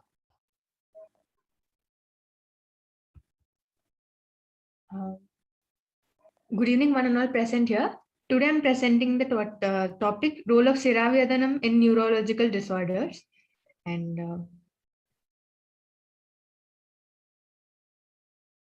I'll talk about the importance of Rakta and role of Rakta in the pathogenesis of the diseases, and like the procedure of SIRAVYADHAN and the role of neuropathic pain, role of SIRAVYADHAN in the management of neuropathic pain. So importance of Raktas, Acharya Sushruta has stated, he has considered Shonit as a Chaturtha dosha, and in Sutra stand while explaining the Shat Kriya Kala, Acharya has also explained the role of Rakta in Prasaravasta, where Rakta in combination with other doshas leads to Sthana Samshram subsequently. Next slide, sir. The role of Rakta in pathogenesis, like we can divide it into Rakta Gata Vata and Rakta Avrita Vata. In Rakta Gata Vata, it is due to the vitiation of Vata by Swanidana, which causes the aggravation of Vata. The Rakta Avrita Vata is a process of pathogenesis, whereas the Rakta Vriddhi, that is a quantitative increase of Rakta, happens, which hence impacts the Gati of Vata dosha. So in Rakta Avrita Vata, the treatment is given to reduce the quantitative increase of Rakta Dhatu and also normalize the Gati of Vata dosh with the help of Basti. And hence importance of Basti Chikitsa has also been described in Vata Rakta. And in Acharya Dalhan, while commenting on SIRAVYADHANA, he has mentioned the use of SIRAVYADHAN Avrita Vata Janya Gridrasi. Next slide. So the importance of SIRAVYADHAN. SIRAVYADHAN is considered as half treatment in Shalya Tantra, where Basti is considered as Ardha Chikitsa and Vaya Chikitsa. And Rakta Mokshan, SIRAVYADHAN is indicated when the Avaranam or the Dusham is present in Sarvanga Vyapakam. The next slide. So SIRAVYADHANA is predominantly indicated in Pitta, Rakta and Kapha Vyadhi, or when Pitta or Kapha is in Anubandha to Vata dosha. In such conditions of Vata Prakop due to Kapha and Pitta Avaran, SIRAVYADHANA can be used to remove the Avaran of Pitta and Kapha dosha, giving way to the Anuloma Gati of vitiated Vata, so that the Vata gets into its own movement, and it indirectly cures the Vatic symptoms along with the symptoms produced by Kapha dosha. And it is indicated in diseases like Gridrasi, Avabahuka, Appasmara, Unmada, Vata Shonita, Vata Kantaka, etc. Next slide. So the sites of SIRAVYADHANA, these are the sites of SIRAVYADHANA as explained by Acharya Sushruth. Next slide.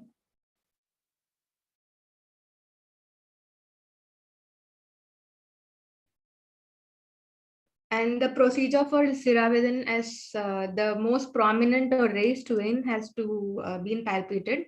And with the help of Kutarika Yantra, the blood is let out. Next slide.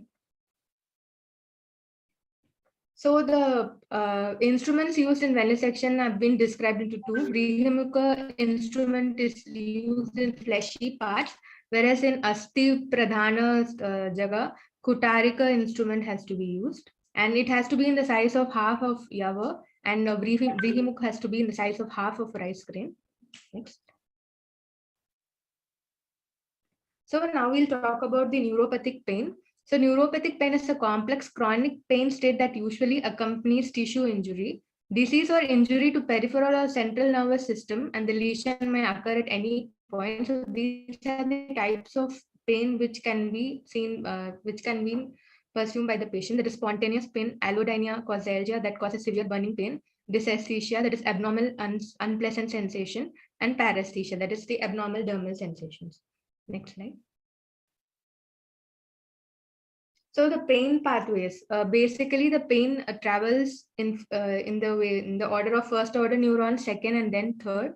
And what causes pain? Why we feel pain is because of the activation of nociceptors and the gathering of substances or collection of substances in the free nerve endings, like the substance which I mentioned here. Next slide. So normal pain circuit involves the activation of nociceptors due to the presence of substances like bradykinin, which induces painful stimuli in the free nerve endings.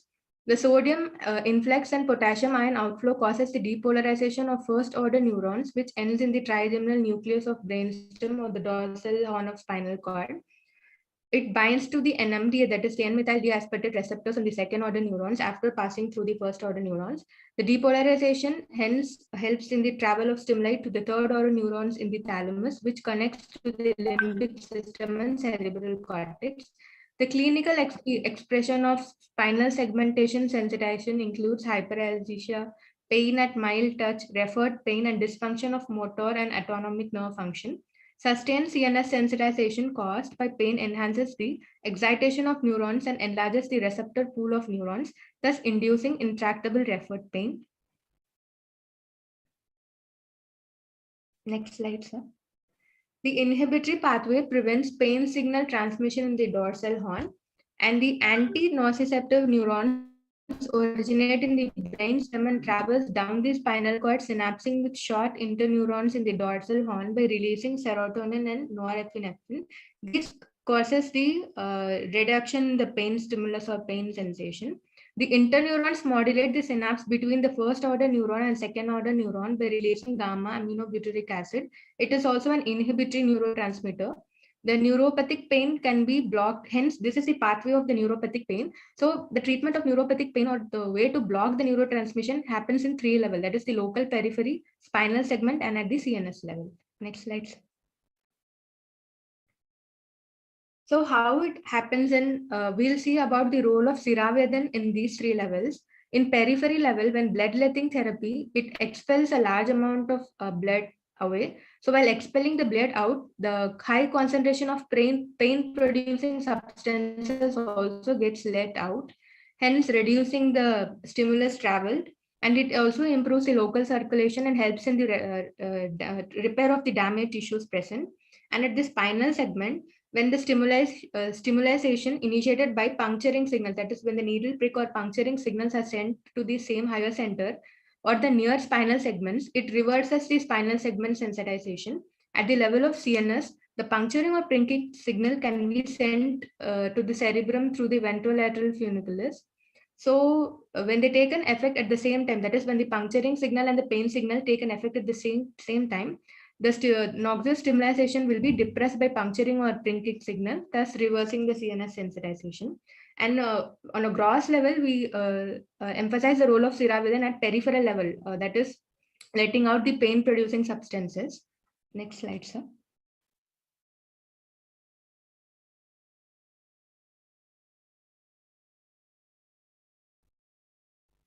And these are the two main substances, that is TNF-A, that is TNF-alpha. It is not only a pro-inflammatory mediator, but it is also a pain mediator.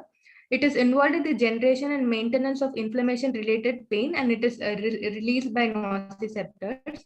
So the bloodletting causes the decrease in production of TNF-alpha, and it also reduces or hindering pain by signal transmission.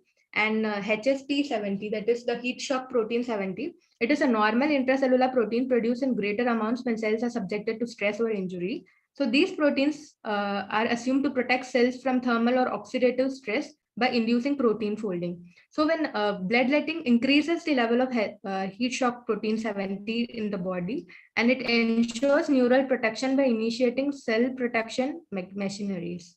Next slide, sir.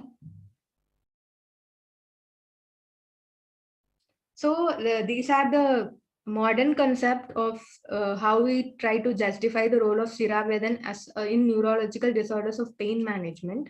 And it is, according to Ayurveda, it is always in, especially in Shalyatantra, it has great emphasis, and it is known as Ardha Chikitsa. And bloodletting can prove as an effective modality in case of neuropathic pain management and associated sensory and motor features. These anatomical and physiological consideration, along with unknown factors, may be responsible for clinical evident management of Vata Vyadhi through SIRAVYAD, as proposed by our Acharyas and classics. Neuropathic pain can be relieved by blocking neurotransmission at 3 levels, that is the local periphery, spinal segment, and the CNS. Thank you. And slide has the references of various review articles in which the role of SIRAVYADHANA has been described in a modern concept. Thank you. Thank you, Doctor. Next, I would like to invite Dr. Kanchan for the poster presentation. Dr. Kanchan Ajankar. Yes, sir. May I audible, sir? Audible, Doctor. Please share the screen, Doctor.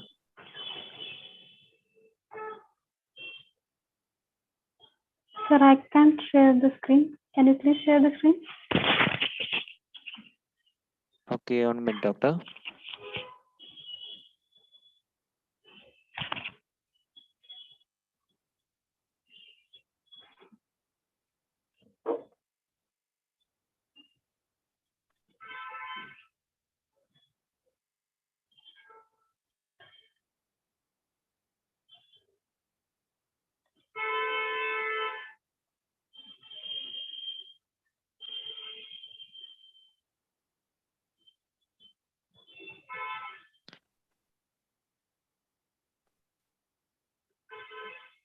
Doctor, please start the second, Doctor. Okay. Good evening, everyone. Myself, Dr. Kanchan Anjankar, PG first year student from Kai Chikitsa, Bhosale Ayurvedic College, Nagpur, under the guidance of Dr. Tanmana ma'am. Today, I am going to present the poster on diagnostic methodology of the diseases in Ayurveda. As you can see, there is a tree which shows the Nidan Panchak. There are 5 Nidans from which the disease can be diagnosed. That is Nidan, Purvaru, Roop, Upashay, and Samprapti. Nidan is the cause of the disease, which is divided into 3 types. First subtype is Dosh Hetu, Vyadhi Hetu, Ubhay Hetu. Second is Utpadak Hetu, Vyanjak Hetu, and Bahya Hetu. Third subtype is Sannikrushta, Viprakushta, Vyabhichari, and Pradhanik. Second is Purvaru. There are 2 types of Purvaru. Samanya Purvaru, Vishesh Purvaru. Samanya Purvaru tells about the disease, and Vishesh Purvaru tells about the specificity of disease. Like Samanya Purvarup tells about the Sandigat Vat, but Vishesh Purvarup tells about which type of Vat it is. Then we come to the Roop.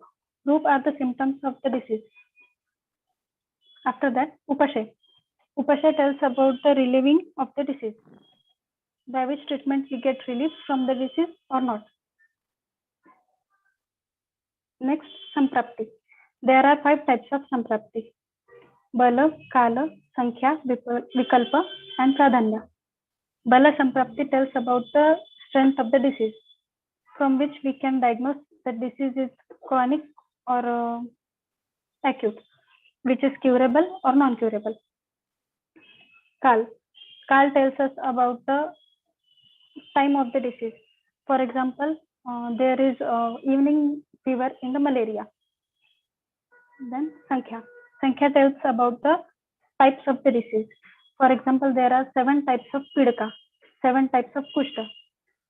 Then it comes to Vikalpa. And lastly, Pradhanya. Pradhanya tells about which dosh is predominant in the disease. Thank you so much. Thank you, doctor. Thank you.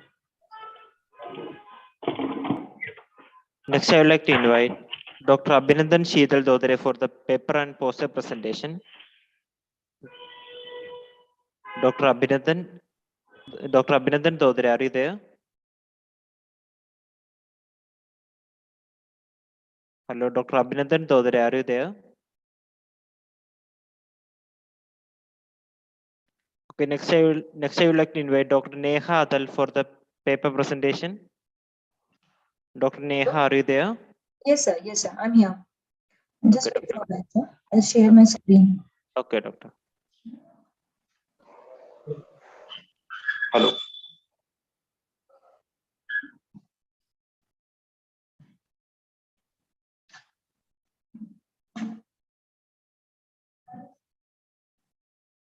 Hello.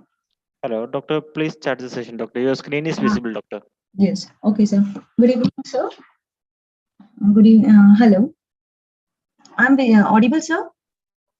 Yes, doctor. Audible, Yes, doctor.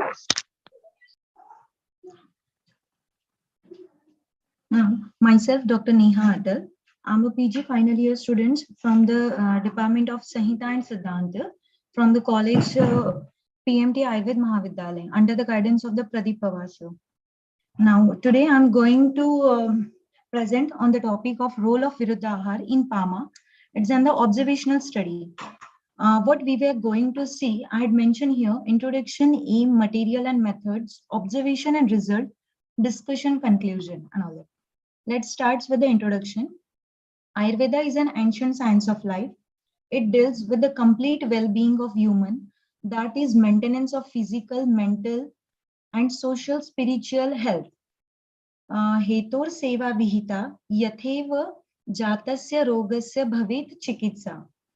This is mentioned by the Charak and the Chikitsa Stan. He had tell there only that the first baseline of the treatment is the Nidan Parivarjan. So the first and the most important pillar of the healthy life is Ahar. We all know there are the 3 basic needs of the human beings: food, clothing, and shelter. And we were going to discuss on the food only, that's the Ahar. The improper food and the living habits promotes the pathophysiology of the diseases.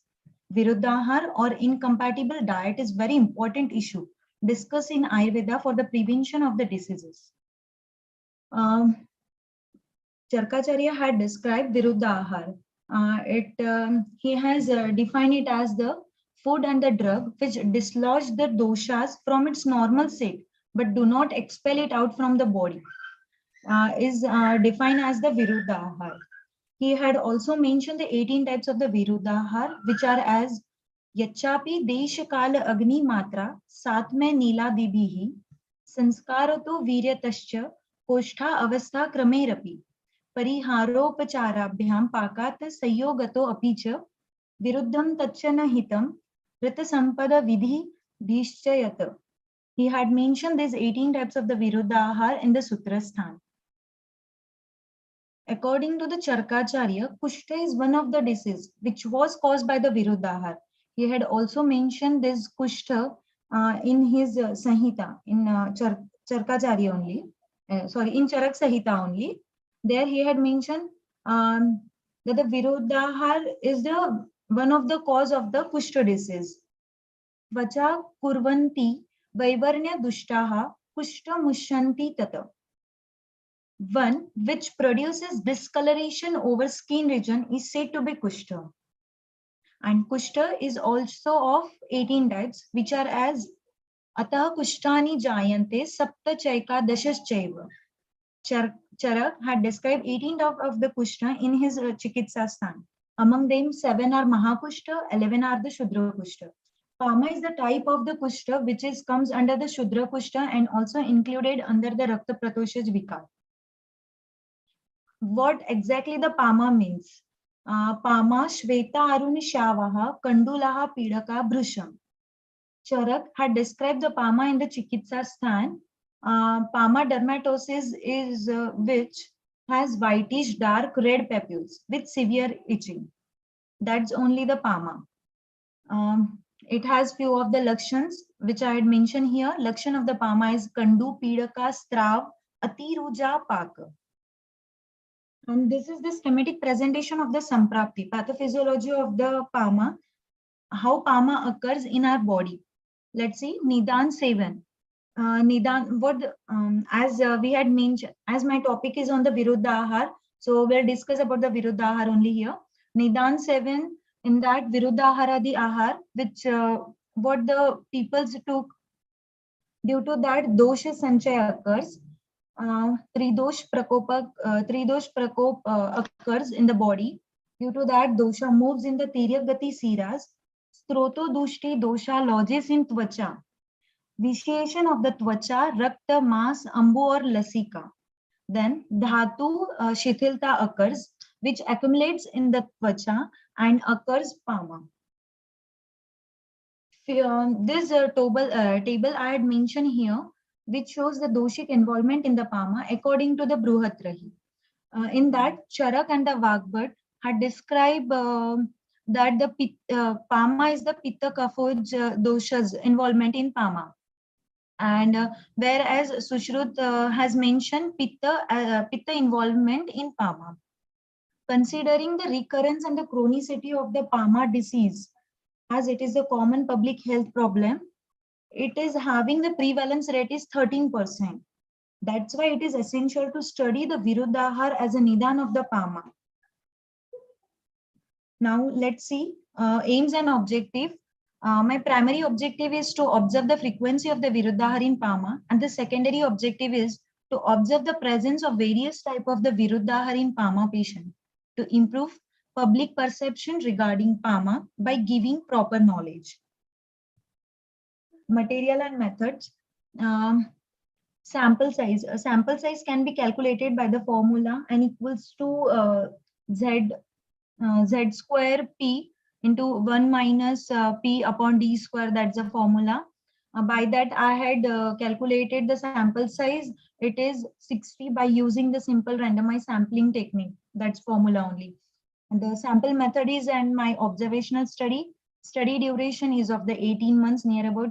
I took, as it is also my thesis dissertation topic, I took the study duration is of the 18 months. Selection criteria, total 60 patients who having a PAMA are selected irrespective of gender, religion, age, economical status, education, and the occupation. Now let's see the inclusion criteria. Age group of 16 to 60 years irrespective of gender, religion, economic, and the marital status. Patient showing classical signs and symptoms of the PAMA. Patient willing for study. Exclusion criteria. Patient with major systemic disease like diabetic mellitus, hypertension, cancer, HIV. Pregnant women, psychological disorders, etc. I had excluded this criteria in this study. Methods of the data collection. Data was collected with the help of the questionnaire. Collected data is plotted in the form of table and charts. The cautionary method was coded and entered into the Microsoft Excel software, and statistical analysis was done by various tools like bar diagram, pie charts, and etc. Informed consent of volunteer was taken. Data sheet of the volunteer was filled up. All data arranged systematically. Data was analyzed with the help of the Microsoft Excel. Now let's see the observation and the results. General observation: age, gender, occupation-wise distribution of the patient data collected. As I had studied for the 18 months on this topic, so I had seen this observation and that cautionary. I had mentioned here 20 questions. The response of each questions was recorded in yes or no response. If response is yes, then the response is recorded in occasionally, often, and daily. Few questions I had mentioned, 20 questions I had mentioned. Few I'll mention, I'll read here. One of the question is due to take honey and the cow ghee in the equal quantity. It comes under the Matra Viruddha Ahar. Do you take hot milk and the ice cream combined? Most of the questions which I took, which are very common, common food combinations, which the most of the peoples used to took in the daily life. Hot milk and the ice cream combined, most of the time we used to take that. It comes under the Virya Viruddha Ahar. Do you take cold water after having hot coffee? Do you take heated madhu in your daily diet? Do you take milk and goat meat together? Do you take milk after consuming tulsi and all? Do you take curd at night? Most of the peoples used to take curd at night, which comes under the dosh viruddha ahar. Do you take unbaked or cooked food? Fruit salad, most of the people used to take fruit salad in our meal. This comes under the Sanyog Viruddha Ahar, and so on. Few of the questions I had mentioned here also. They take food at inappropriate time, ghee which was stored in the bronze vessel for more than 10 days. It's a Sanskar Viruddha Ahar. So now come to the discussion and the conclusion. From all the questions which I had mentioned, the combinations of the food, that we'll see madhu along with greet, having ice cream after hot milk, cold water after having hot coffee, having food even after not passing motion, fruit salad in milk, unpleasant milk. These viruddha ahar are seen in PAMA.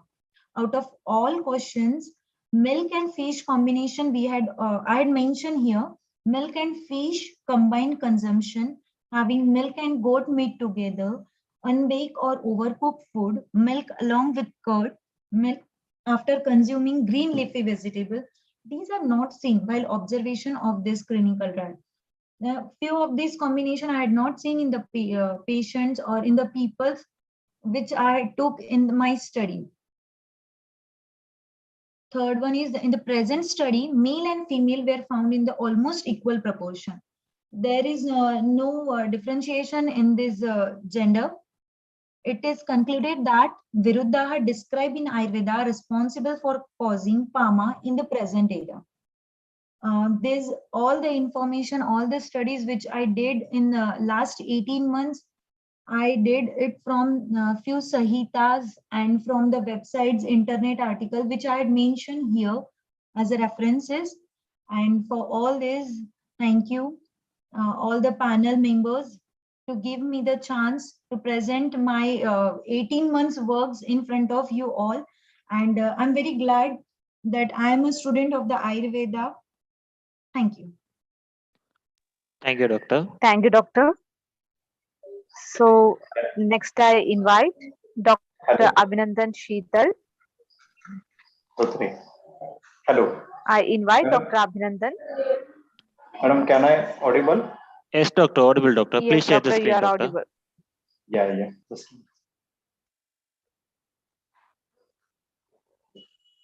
So someone is sharing the screen. It's not. Please retry, Doctor. Yeah.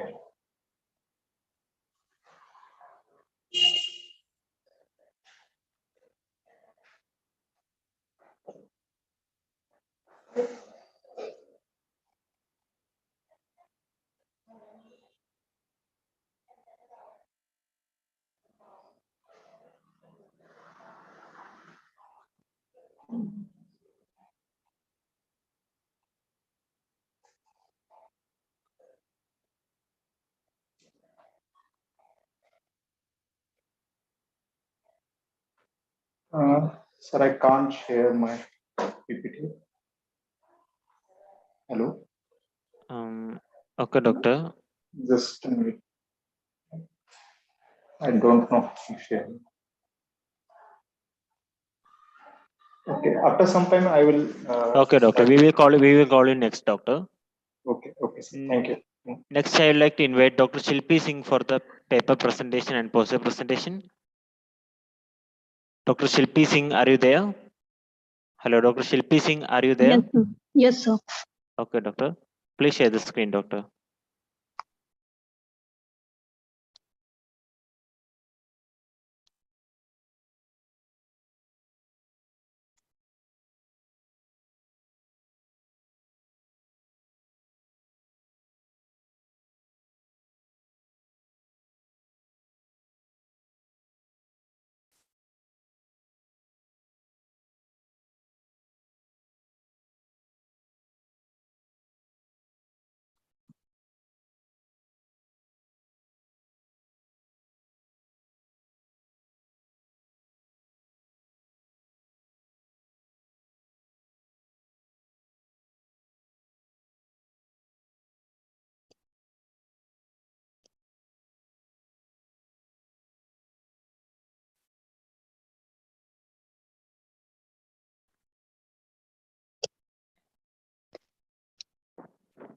Your screen is visible, doctor. Please start the session. Okay, sir.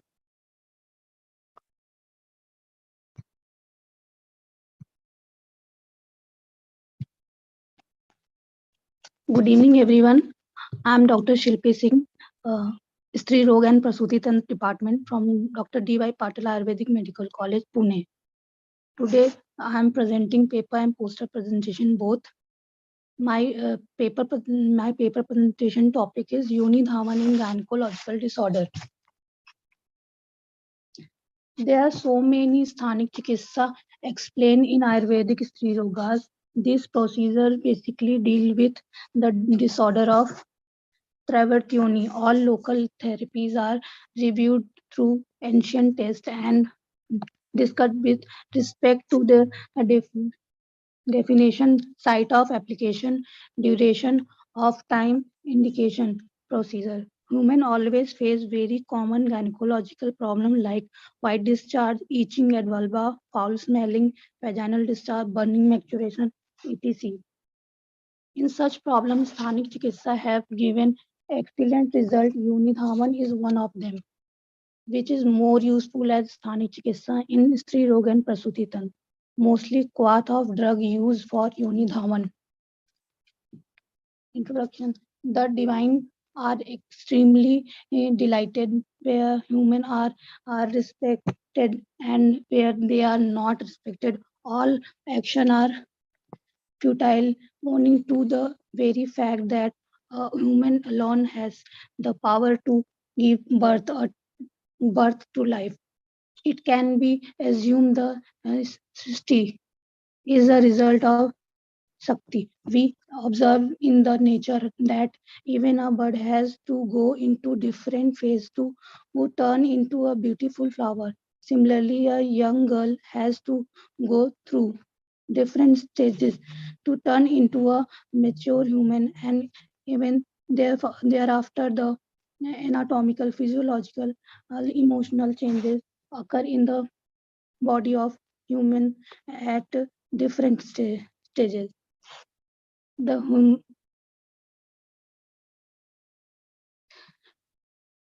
woman who taken the extreme care of her family member is always found to be careless about her own health, lack of proper nutrition and rest, and dharan of adharni pegas due to busy schedule of these women in their household as well as care issue face many gynecological problems. 20 yoni rogas described in Ayurveda Samhitas by different acharyas. Yoni Dhawan Acharyas, Yoni Dorgand, Yoni Kandu, Yoni Pichil, Yoni Srao, Yoni Shul, Yoni Sitalta, Artho Dushti, Yoni Kled, found as symptom in so many Yoni Vyapad. If negligence, it may lead to extending infection and harming to general health and disturbing to human physiologically. Reproductive age in developing countries. There are so many sthanic chikitsa explained in Ayurvedic Stri Rogas. This procedure basically deal with the disorder of Travertuni.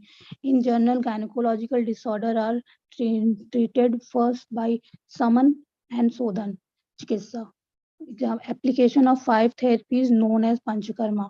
These are the procedures in Ayurvedic therapeutic which help in getting right to different element. Beside there are procedures, there are some sthanic chikitsa in Ayurvedic gynecological prescribed by ancient acharyas. Chikitsa described in two parts, Abhyantar chikitsa and sthanic chikitsa. Sthanic chikitsa, it means specific treatment and given locally. Sthanic chikitsa are Yoni Dhawan, Yoni Pichu, Yoni Dhupan, Yoni Varti, Yoni Puran, Yoni Pratishek और उत्तरगस्ती. Yoni Dhawan means cleaning of vagina. Dhawan karma of Yoni is termed as Yoni Dhawan. Acharya Sushrut and Vagebhat are considered Dhawan as Prakshalna. Dhawan means cleaning or purification of wound with water and other medicated material. Stan, site of Yoni Dhawan and Pratham Avarta vagina. Duration 8 days. Timing Ritukal after 5 days of menses for 8 days. Timing 1 to 1.5 minutes. Drug use Quat, Sheer Pak, Siddh Jal oil. Quantity 1 liter of decoction and 250 ml of oil. Indication Yoni Srav, Yoni Kled, Yoni Ars, Yoni Kandu, Yoni Pechil, Yoni Arthodushti. Material, use of material in Yoni Dhawan, enema pot, sterile catheter, cotton, Macintosh, hand gloves. Procedure. Proper aseptic precaution should be taken and before starting the procedure. Patient is given lithotomic position. The rubber Macintosh is placed as under patient waist on end of which lies in the bucket. Sterile rubber catheter is inserted into vagina. Enema pot filled with decoction is kept at 5 feet distance with lukewarm decoction and Prathama Avarta is washed out. After the procedure, the vulva is dried with cotton. Then procedure is repeated on the respective days. The drug use of Yoni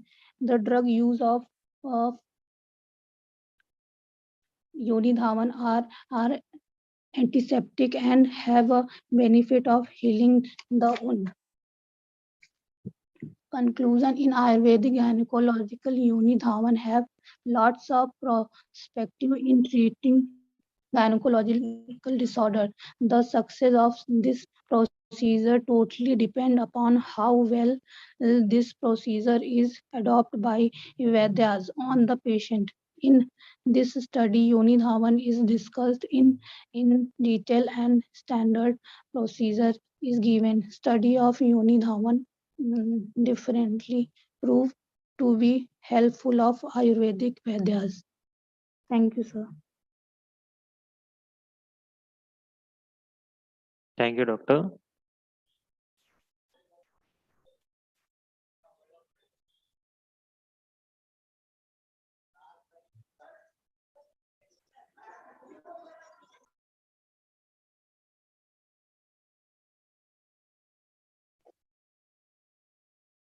The next I present poster presentation. Okay, doctor, please continue, doctor. Your screen is visible, doctor. Okay, sir. My paper presentation topic is safe institutional delivery. There are three stages of labor have been described. What precautions should be taken in each stage? In first stage, also called stage of cervical dilatation, begin with onset of regular contraction and end with complete dilatation. There are three phases in first stage of labor. First is latent phase, second is active phase, and third is transitional phase. First phase, cervical dilatation 0 to 3 centimeter. In second phase, active phase, cervical dilatation 4 to 7 centimeter, and transitional phase, cervical dilatation 8 to 10 centimeter. In first phase, encourage the women to move about, avoid routine enema and shaving of pubic hair. Where facility of cesarean section is not available, do not induce or augment labor. Never use IM oxytocin to augment labor. Always monitor labor using a partograph. Restrict pelvic examination to once in 4 hours unless delivery is imminent. In second stage, encourage upright positions such as sitting or squatting. Avoid routine episiotomy for primary gravida. Do not apply abdominal pressure to push the baby out. If FSH are normal, do not rush to complete the second stage within 1 hour. Always wash hand before handling human or newborn. In third stage, practice active management of third stage of labor. Given IM oxytocin injection, control cord traction, uterine massage. Cut the cord after it stop pulsation unless the mother is RH negative or the baby need resuscitation. Avoid packing of vagina. Dry and wrap the baby immediately after birth. Cover and place it one mother abdomen. Avoid routine in nasopharyngeal suction unless liquor and meconium stain or baby is asphyxiated. If suction is needed, use mucus suckle.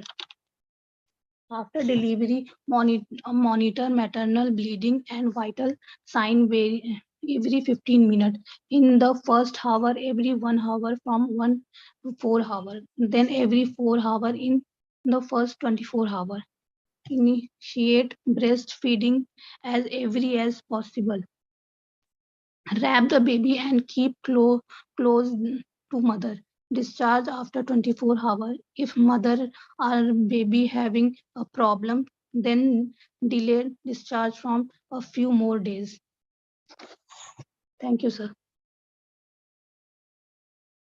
Thank you, doctor. So next, I would like to invite Dr. Rucha Arvind Joshi for the presentation. I invite Dr. Rucha. Yes, ma'am. Hello. Audible, doctor. Please share Yes, the you're screen, audible, doctor. doctor. Wait. I will share screen.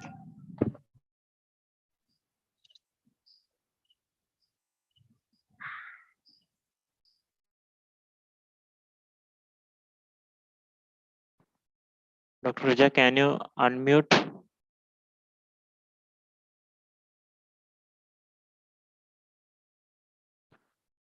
Dr. Ruja, can you please unmute?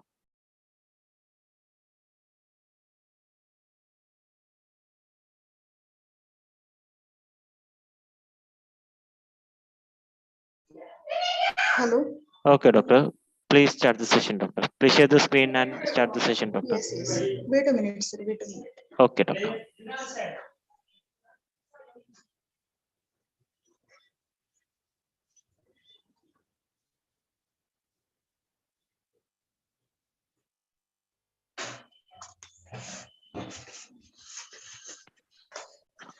My screen is visible, sir. Yes, doctor. Visible, doctor. My name is Dr. Rucharvind Joshi, PG student, third year from Yeshwant Ayurvedic College, Kuduli. My topic name is Snehan presentation, Sneha administration. Snehan is the word to denote a therapy which promotes mainly Snigdha guna in the body. In a Shabdastona Mahanidhi, the term Snehan is used only for the external application of a Sneha to the body. However, in Ayurveda, it is often used for the internal administration of a Sneha. Definition: Snehanam Sneha Vishandam Mardam Pledakar. The procedure by which Snigdhata, Vishandam, Mardavata, Pledan is achieved is known as a Sneha. These four should be considered as the cardinal features which works as a tool for the assessment of a Snehan karma. Classification of Sneha on the basis of action. Snehana are of three types are as follows: Shaman Sneha, Puran Sneha, and Shodhan Sneha. Shaman Sneha. Hemadri states that the Shaman Sneha normalizes the aggravated dosha without explaining and discussing the normal dosha. Shamana Shudvata Ananya, Madhyama Matrasya Sasyate. Bhagavata told that Shaman Sneha is administration of a Madhyam Matra of Sneha during mealtime in empty stomach when one feels hungry. During Shaman Sneha, Patya and Apatya prescribed in a connection with the Virechana are to be followed. Vangasena told to avoid the Abhishanti Ahar, Rukshanna, and Sudhansva. Shaman Sneha should be always administered in a Shuddha Koshta only. If given in a Ashuddha Koshta condition, leads to aggravation of the disease. Importance of a Shaman Sneha: kindles the Agni, cleanses the Koshta, increase the Dhatu Bala Varana, Indriya becomes strong, delays aging, beneficial in weak digestive fire due to disease, no effect in Bhushan. No effect of a Bhushan dosha, that is food poisoning. Shaman Sneha indicated in a Prameha, Kushtha, and Mutrasanga, etc. Next, Bruhan Sneha. The administration of a Sneha along with the Mansarasa, Madhya, Shira, etc. are known as a Bruhan Sneha. The dose of a Sneha should be alpo or even less than the quantity of a CSC matra. Bruhan Snehan is indicated for a Balabuddha, Vikasartha, Sneha, Jaisu, Madhyapi, Mathuna, Sabda, Mandamini, Sukoshita, Pudukoshta, Alpadosha, Ushnaka. Relation between Sneha type and food administration. Before food gives strength to the Uru, Changa, and Pati, Vatanuroman of lower. With food enhances Agni Bala, gives strength and stability, reduces Pukshishwara. After food enhances stability of the sense organs, cures disorder of the head and neck. Next, Shodhan Sneha. Shuddhartham Punarahari, Maishajirani Pivetanaraha. The Sneha which is given in the Ananya, that is empty stomach, Akshudhapan, not having hunger. The meal of the previous night is completely digested in the medium dose is called as a Shodhan Sneha. Snehan used in the Purva Karma of a Shodhan is Shodhan Sneha. This also known as a Shodhananga, Shodhanartha, and Shodhan Purva Sneha. Classification of a Sneha on the basis of a preparation or prayog with Acha Sneha and Vichana Sneha. Acha Sneha. Acha Kevalo Yaha Sneha Piyate. Acha means intake of a pure or only Sneha, not mixed with the other substances.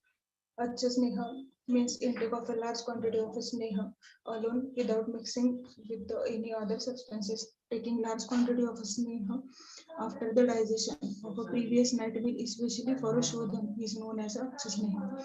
Commenting on this, Arun Datta opined that if Acha Sneha is taken during a Shuddha Kaya, it does not serve the purpose of a Shodhan because of a Diktagni. In our course, the meaning of the word Acha is given as a Kriya. Acha also means a Ghana, that is not solid. The synonym of Acha Sneha is a Keval Sneha, which means according to Dallana, a medicated or non-medicated Sneha, when given alone, is to be considered as a Achapeya.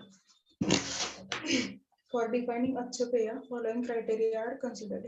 The quantity of a Sneha should be comparatively more than Vicharana Sneha. Oral administration of a pure Sneha, not mixed with only any substances. However, suitable Anupana, as told in the classics, can be used. Achapeya is of a two types. Shodhana Acha Sneha, that is purificatory, simple oleation. Shamana Acha Sneha, palliative, simple oleation.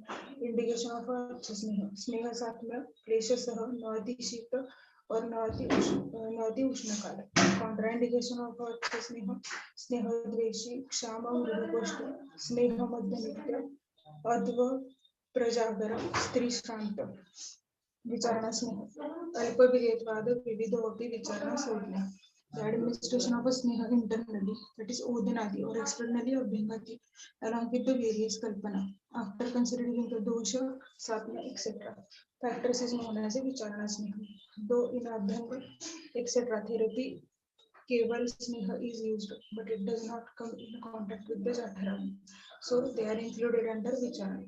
Arundatta told that the sneha, which is less potent and used along with the different substances, is called as a vicharana sneha. Types of vicharana sneha, keval sneha prayog is the karna, apsitarpan, and kandusha, abhyanga, and basti, along with the preparations, odana, vinepi, yavaku, etc.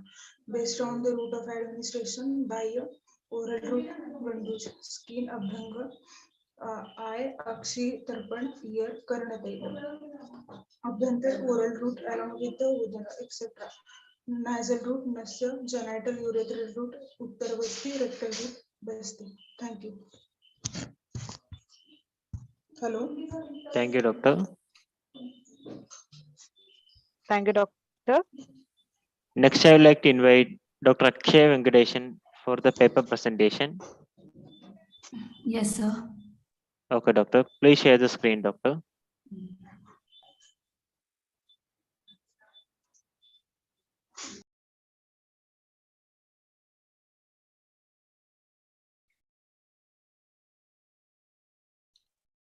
Sir, is my screen Visible, doctor. Screen is visible. Please start the session, doctor. Good evening to one and all present here. I'm Akshaya, PG first year Panchakarma, here to present on the topic role of Panchakarma in cardiac disorders.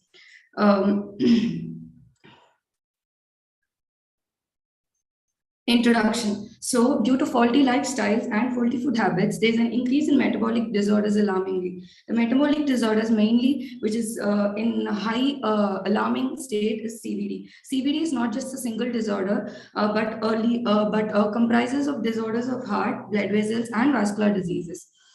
CVDs are said to be leading cause of death, and according to WHO, there have been estimated that 17.3 million deaths per year. So, early onset of disease, high fatality rate, and accelerated buildup of the disease creates an alarming situation here. The concept of heart disease have been mentioned in Ayurveda as Hridroga. So Hridroga, definition, etiology, and the pathogenesis have been described first in Charaka, followed by Sushruta. Sushruta has been have given Hridroga a separate chapter in Uttarasthana. And he has also mentioned about Ritshola in Gulma Pratishyaya, Gulma Pratiseda. Has heard from many great Vaidyas, the Nidana of Hridroga can go through Gulma and Yakshma, as we can interpret here as the Avarana and Kshayajanya, Samprapti and Nidana. So, as Acharya Vagbhata explained, Gulmavat Nidana for Hridroga. So, how Panchakarma plays a role here. The utility of Panchakarma are not generally usually seen in Hridroga, but there is a need for the to substantiate Panchakarma as a remedy for life-threatening disorders like Hridroga. So Hridaya. Hridaya is one of Sadhyo Pranahara Marma and Ura Marma. It is in it is in place where Dhyanavayu and Pranavayu resides, Sadhaka Pitta and Avalambaka Kappa resides. It is one of the Dasha Pranayatanas, a seat of Chetana and Manas. It is a site of origin of Pranavaha and Rasavaha Srotis, and main thing that sustains life, Ojas, Parojas and Apara is present in Hridaya. So let's now come to Hridroga, Nidana and Samprapti. So Nidana goes like this: Ahara, Vihara and Manasika. Ahara, Ushna, Guru, Kashaya, Tikta Rasa, Abhishyandi, Kleda and Advashana. Vihara, Vegadharana, for example, Vegadharana of Adovata and Mala leads to leads to reverse the natural pathway of apana vayu, and there is a vitiation of vata and rasa dhatu which leads to hridroga. For example, udgara, kasa and shamashwasa is a function of prana vayu. So vegadharana of these main udgara, kasa and shamavayu might lead to suppression of natural lead to vitiation of pranavayu, and which may lead to hridroga. And adovata and mala, which might lead to constipation, and constipation is said to be the main cause of cardiovascular diseases. And manasika, chinta, trasa, madha and bhaya.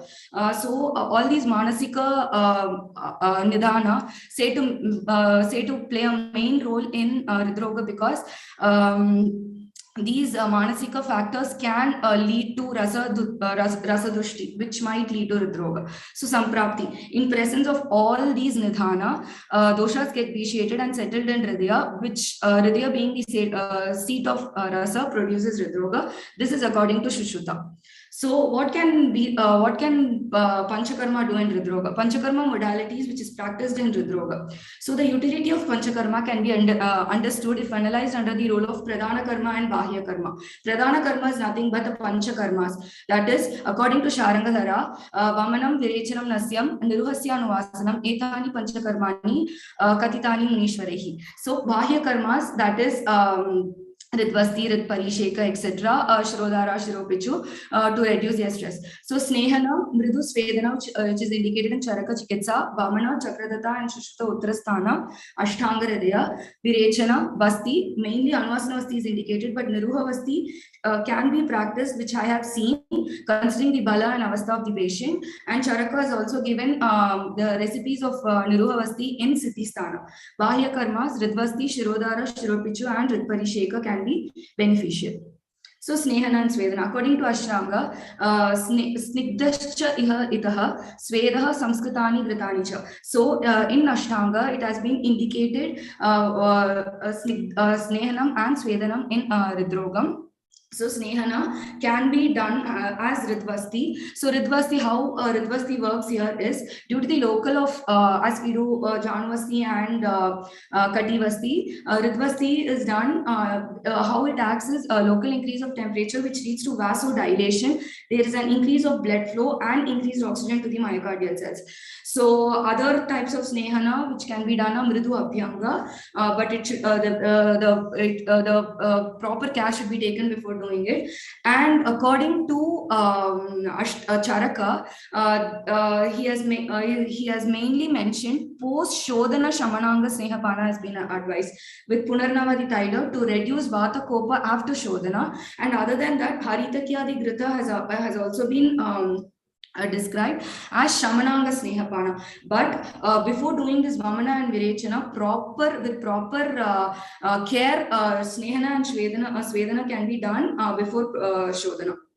So Svedana, how Svedana acts is same as Ritvasti. Here there is an increase of local temperature which stimulates the receptors in peripheral nervous system, which stimulates the hypothalamus, causes sympathetic stimulation, and which leads to adipose lipolysis and which causes sweat.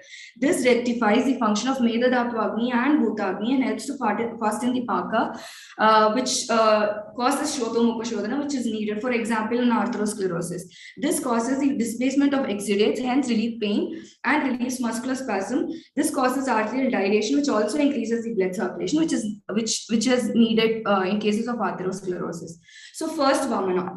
So how does Vamana play a role? So although Vamana is not the first line of treatment in Vataja Hridroga, Sushruta has mentioned Hridroga in all three types of Hridroga. Why? Vatopasrishte Hridye, Vata Hridrogi Ityartha, Yadapi Vate Vamanam na Shastam, Tadapi Vatasya Kafasthana Ganatra Vamanam Shastameva. So he says that although the Vamana is not indicated in Vataja Hridroga, as Hridaya is in the Kafasthana, as we have seen in Ashtanga, 13th chapter, first the Sthanika dosha must be treated and then the Vishita doshas are treated. Only if the Vishita doshas are more, it should be treated. So Sthanika dosha should be first treated. So this as Hridaya is in the Uras, and Uras is the Mula Sthana of Hridaya, Vamana helps to do the Shodhana of the Mula Sthana. Vamana should not,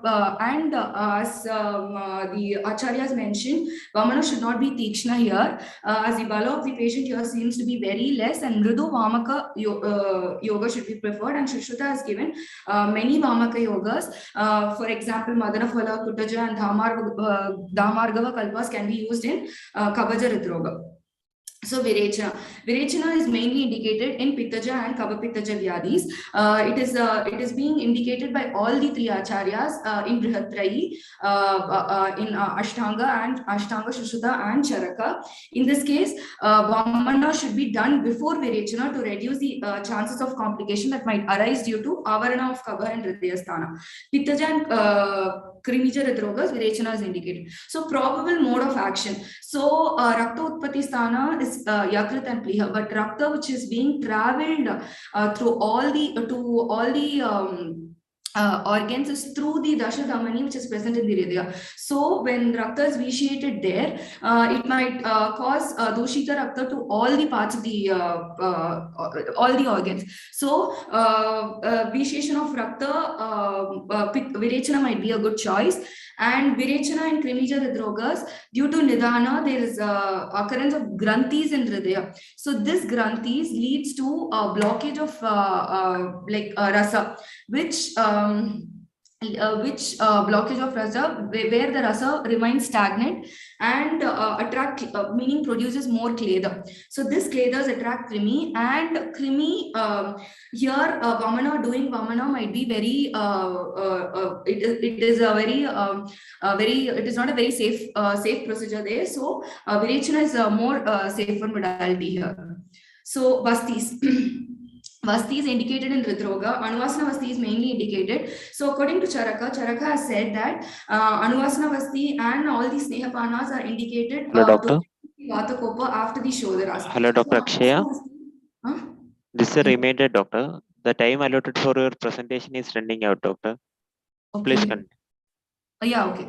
According to Anuvasana, according to Ashtangradaya, Madhuka, Taila, and honey in Vataja Hridroga has been said. According to Vangasena, Anuvasana Vasti with oil with Vatanashaka drugs have been done. So Niruha Vasti is generally not contraindicated, but Charaka has said two Vastis in Siddhisthana. So Vasti Karmukata, which leads to, because of the virya of Vasti, there will be Apanavayu Tripti, which leads to Uttarottara Vayu Tripti, Samana, Vyana, Udhana, and Pranavayu, which leads to normalcy of Pitta and Kaba and Sarva Sharira Poshana. Conclusion: earlier stabilization should be can be done properly by contemporary science, or Ayurveda is a major motto. But after that, there is many modalities which can be practiced to stop the reoccurrence of the cardiac disorders. Panchakarma is not the first line of treatment due to the need of acute management, but Panchakarma can be incorporated as a preventive measure, taking in consideration of the bala of the patient and after the proper assessment of the patient. Thank you. Thank you, doctor. Thank you, doctor. Next, I would like to invite Dr. Surya for the paper presentation. Dr. Hello, Surya. sir. Hello, sir. Okay, doctor, please share the screen, doctor. Okay.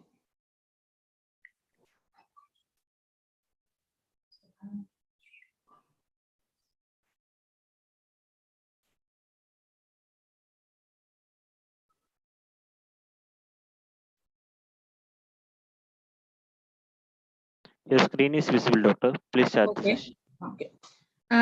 Myself is Surya S, second year Panchakarma, Government Ayurveda College, Bangalore. Today I am presenting understanding and analysis of PAMA on the basis of Agni, gut microbiome, and the treatment strategy. How we analyze AMA? First, we should ask the AMA Samanya Lakshana. Srodhorodham, Velapramsham, Gauravam, Anila Mudhada, Alasyam, Abhakti, Nishtivam, Alasangam, Arijikrama. Then we should ask Samavada Lakshanas. Vibandham, Agnisadam, Tandra, Andragojanam, Vedana, Shodha, Nistoda, Surya Mekhodayan Nisi. When the patient will be getting pain more during Surya and during evening time and night time, it indicates that the patient definitely have AMA Lakshanas. Next is we should ask Samavita Lakshanas. Durgandha Harida Shyava Stira Guru Amblika Kanda Hridahakara. Then we should ask Sama Kabha Lakshanas. Avilada Tandulada Stani Ganda Desha Daugandhya Shuddhudgara Vikhadakrit. Next is Amavada Lakshana. Angamardam Mariji Krishna Alasyan Gauravam Abhagam Shuna Tangada. Finally, we should ask Pravritha Amavada Lakshana. Vyavitham Iva Vistigam, Agni Durbilyam, Prasega Mariji Gauravam, Ulsaha Hani, Vairasyam Daham Bahumutrada, Kuksha Kadhinada, Shula, Nidra Viparya. After asking all these questions, how many symptoms are present in these patients? According to that, we can make it as a positive or negative sign. We can make it as a Bahu, Madhyama and Alpavastha. Next is how this AMA is occurred. Due to Nidana, AMA will be produced. From there, all tridoshas will be initiated. This tridosha will be goes to the thamenes, and from this thamene, due to the effect of varna, this will be entered into the sleshmasthana. From there, it will cause Rodha Abhishendanam and the Pichilavat, and AMA is produced. These all are the Samprapti Khadagas of Amavada. Doshas are Vadas are Vyanavada, Samana, Apana, and Udana. Pitta is Pajaka Pitta, Kapha is Leshma Kapha, Dusha is Resa Asti Majja, Mala is Betha Purisha, Srodas is Resa Asti and Majja, Ama is Jadarakni, Bhudakni, and Dhadokni Mandya will be happen. Ulbhavasthana is Amashya, Sanjarasthana is Sarva Sharira, Vektasthana is Sarva Sandhi, Yoga Marga Madhyama, Yoga Dhadishtana Sarva Sandhi, Vyadhi Prakara, Chirakalina, Sabeksha Nidana is Samavada and Sandigatavada. This is the modern criteria of analysis of rheumatoid. Morning stiffness, arthritis of 3 or more joints, soft tissue swelling or fluid, not bony growth alone, arthritis of hand joints, at least one wrist, metacarpophalangeal joint, proximal interphalangeal joint, symmetrical arthritis, rheumatoid nodule, serum rheumatoid factor, radiograph. According to these factors, we can analyze it is a severe, moderate, or mild. This rheumatology concept is considered as devoted to the diagnosis and the therapy of disorders of the immune system. Physicians who have undergone formal training in rheumatology are called rheumatologists. Rheumatologists deal mainly with immune-mediated disorders of the musculoskeletal system, soft tissue, autoimmune disease, vasculitis, and inherited connective tissue disorder. Many of the diseases are now known to be disorders of the immune system. Rheumatology, along with allergy immunology, is considered to be the study and practice of medical immunology. On that basis, we can divide it into different categories. Degenerative arthropathy, osteoarthritis coming under this category, and inflammatory arthropathies are rheumatoid arthritis, spondyloarthropathy, ankylosing spondylitis, reactive arthritis, etc. Crystal arthropathies are gout, pseudogout, and septic arthritis. The systemic condition contains so many diseases are the lupus, Sjögren's syndrome, scleroderma, poliomyosite, etc. Soft tissue rheumatism consists of low back pain, tennis elbow, golfer's elbow, and olecranon bursitis. Next is acne. Mainly 3 acnes are in our body: Jadarakni, Bhudakni, and Dhadokni. We can correlate these acnes into Jadaraknis into enzyme and microbiome function in intestine, Bhudaknis with enzyme function in liver, Dhadokni is enzyme function in tissue. Affected by lifestyle factors, ahara, vihara, psychological factors, environment and influence, exogenous and endogenous factors will also influence the normal function of these acnes. What is the normal function of Jadarakni? First, food undergo proper digestion. From the Sara and Kitta is separated. Kittas are excreted via fecus. Only a small amount of AMA naturally absorbed along with the Sara. That is transported to liver. When Jadarakni Manda will be happen, from there AMA is generated in the intestine. Most of the AMA leak through the unhealthy intestine, AMA transported to bloodstream, and it leads to leaky gut syndrome. We can correlate all these things with the GI enzyme dysfunction and gut microbial dysbiosis.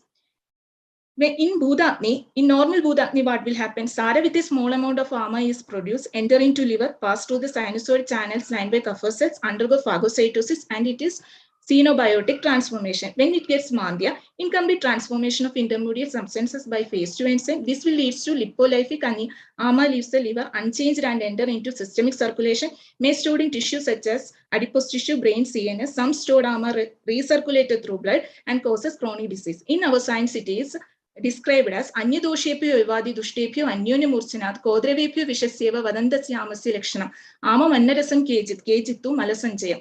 This is the xenobiotransformation. Normally, AMA goes to phase 1 from their metabolite and phase 2 conjugation. In abnormal state, this AMA directly goes to the phase 2 conjugation. From there, it is released conjugated metabolite. Then this xenobiotoxicity, hundreds of exogenous chemical substances in food, water, and in air. This purified formulation tends to elicit a specific therapeutic response. Many of this combination tends to be highly lipophilic. They remain in the body of long period of time. This would have drastic consequence. Then this abnormal bile salt we can consider it as AMA. That is unconjugated bile acid are toxic. It is water insoluble and it cannot be excreted. Last is Dhatu Agni Mandya. It occurs due to genetic mutation, synthesis of defective enzyme, accumulation of the substance of defective enzymes. In our science, it is mentioned as Dhatu Agni Rabagada Amu Muchide. This is the gut microbia symbiosis. Normal gut microbia helps the vitamin synthesis, fermentation, and produce short-chain fatty acids, regulates gut microbial motility, protection against pathogens, etc. Whenever gut microbial dysbiosis happens, gastrointestinal disorders, obesity, cardiovascular disease, and allergy will be happen. Other candidates of AMAs are free radicals, autoantibody, pro-inflammatory, cytokine, etc. AMA is considered as an intestinal intoxication due to dysfunctional digestive enzyme, due to altered composition of gut microbia. They induce chronic inflammation through activation through LPS toll linked receptor 4-axis. Then this AMA we can divide into two categories, quantitative and qualitative. Quantitative is considered as Alpa, Madhya, and Bahu. Qualitative is Leena, Alina, and Chalato. On the basis, we can plan a strategy of treatment. If it is Alpa Amavastha, again we can divide it into Leena, Leena Alina, Alina Chala, Chala Koshta. On the basis, we can plan a treatment. Periodic fasting, Prachana, diet and lifestyle, mild Shodhana. In Madhyama AMA also, the same protocol we have to be follow. Leena, Alina, Alina Chala Koshta, and Chala Koshta. In Bahu AMA also, the same protocol we should have to follow, but the treatment will be changed. Here we have to start with the Utklesana, Abhishyandana, Svedana, and full Shodhana. Then what will happen in first stage? First, this Srodharodha will be happen. From there, AMA is produced. This AMA will cause Malasanchaya and Shofa will be happen. In second stage, Dhadubhaga, destruction, Shosha, and immunity decline. This is the Vyadhyavastha. First, Amapajana should be given for Shopshamanam. Next, Sarahani will be happen. Anyuna Dushti happen. This Asatnila to Sharira will be happen. Finally, Yoga will be happen. This is, in that case, we have to plan for a Uttana Vadarakta Chikitsa. Abhyangam, Parishegam, Lepanam, and Avagaham. In secondary stage, we can start with the Panchakarma, mainly Virejanam and Vasti. Last, we can give Dasayana, mainly Chanaprasha and Varthamana Pipili we are used.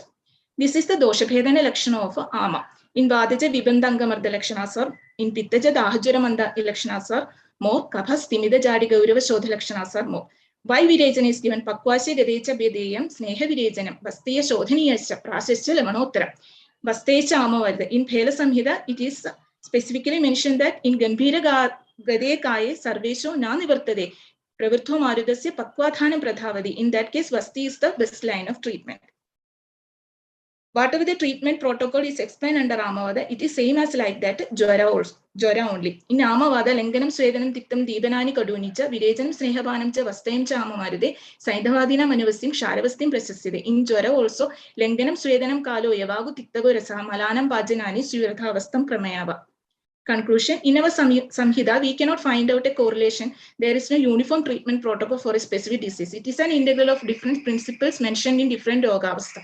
Understand the disease on the basis of Doshabheda Vikalpa is the primary goal of treatment. Evaluation of lab investigation, I use it as a diagnostic rule for our treatment is very essential. Understanding Ayurvedic science on its identity is very important for making our treatment strategy.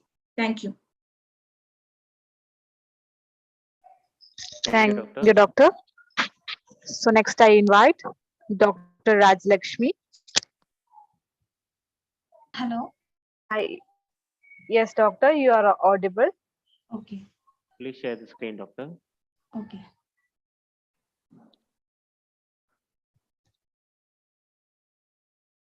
Your screen is visible, Doctor. Please start the session.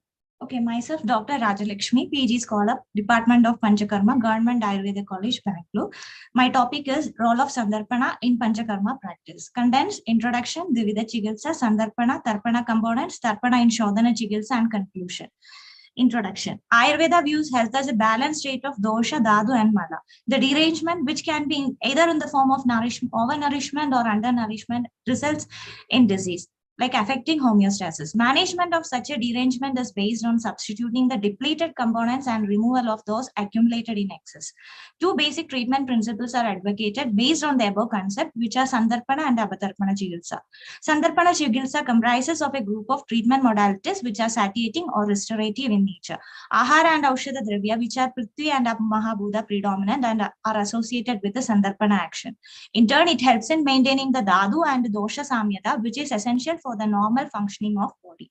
In Panchakarma, Sandarpana occupies an important position as both Shamana and Brahmana, especially where Shodhana is advised. Shamana or Brahmana will balance the Shunya Deha. We all know about the Vagbada Acharya sloga, Ubakramasya hi ditva dvider ubakramo madaha ekaha sandarpana tatra didiyascha avadarpanaha brahmano langanas chedi tatparyaya udahrudo. Chikitsa is always of two types, like Sandarpana and Abatarpana. Whichever Chikitsa we are adopting, even though we term it as Shodhana or Shamana, everything is comprising of these both components.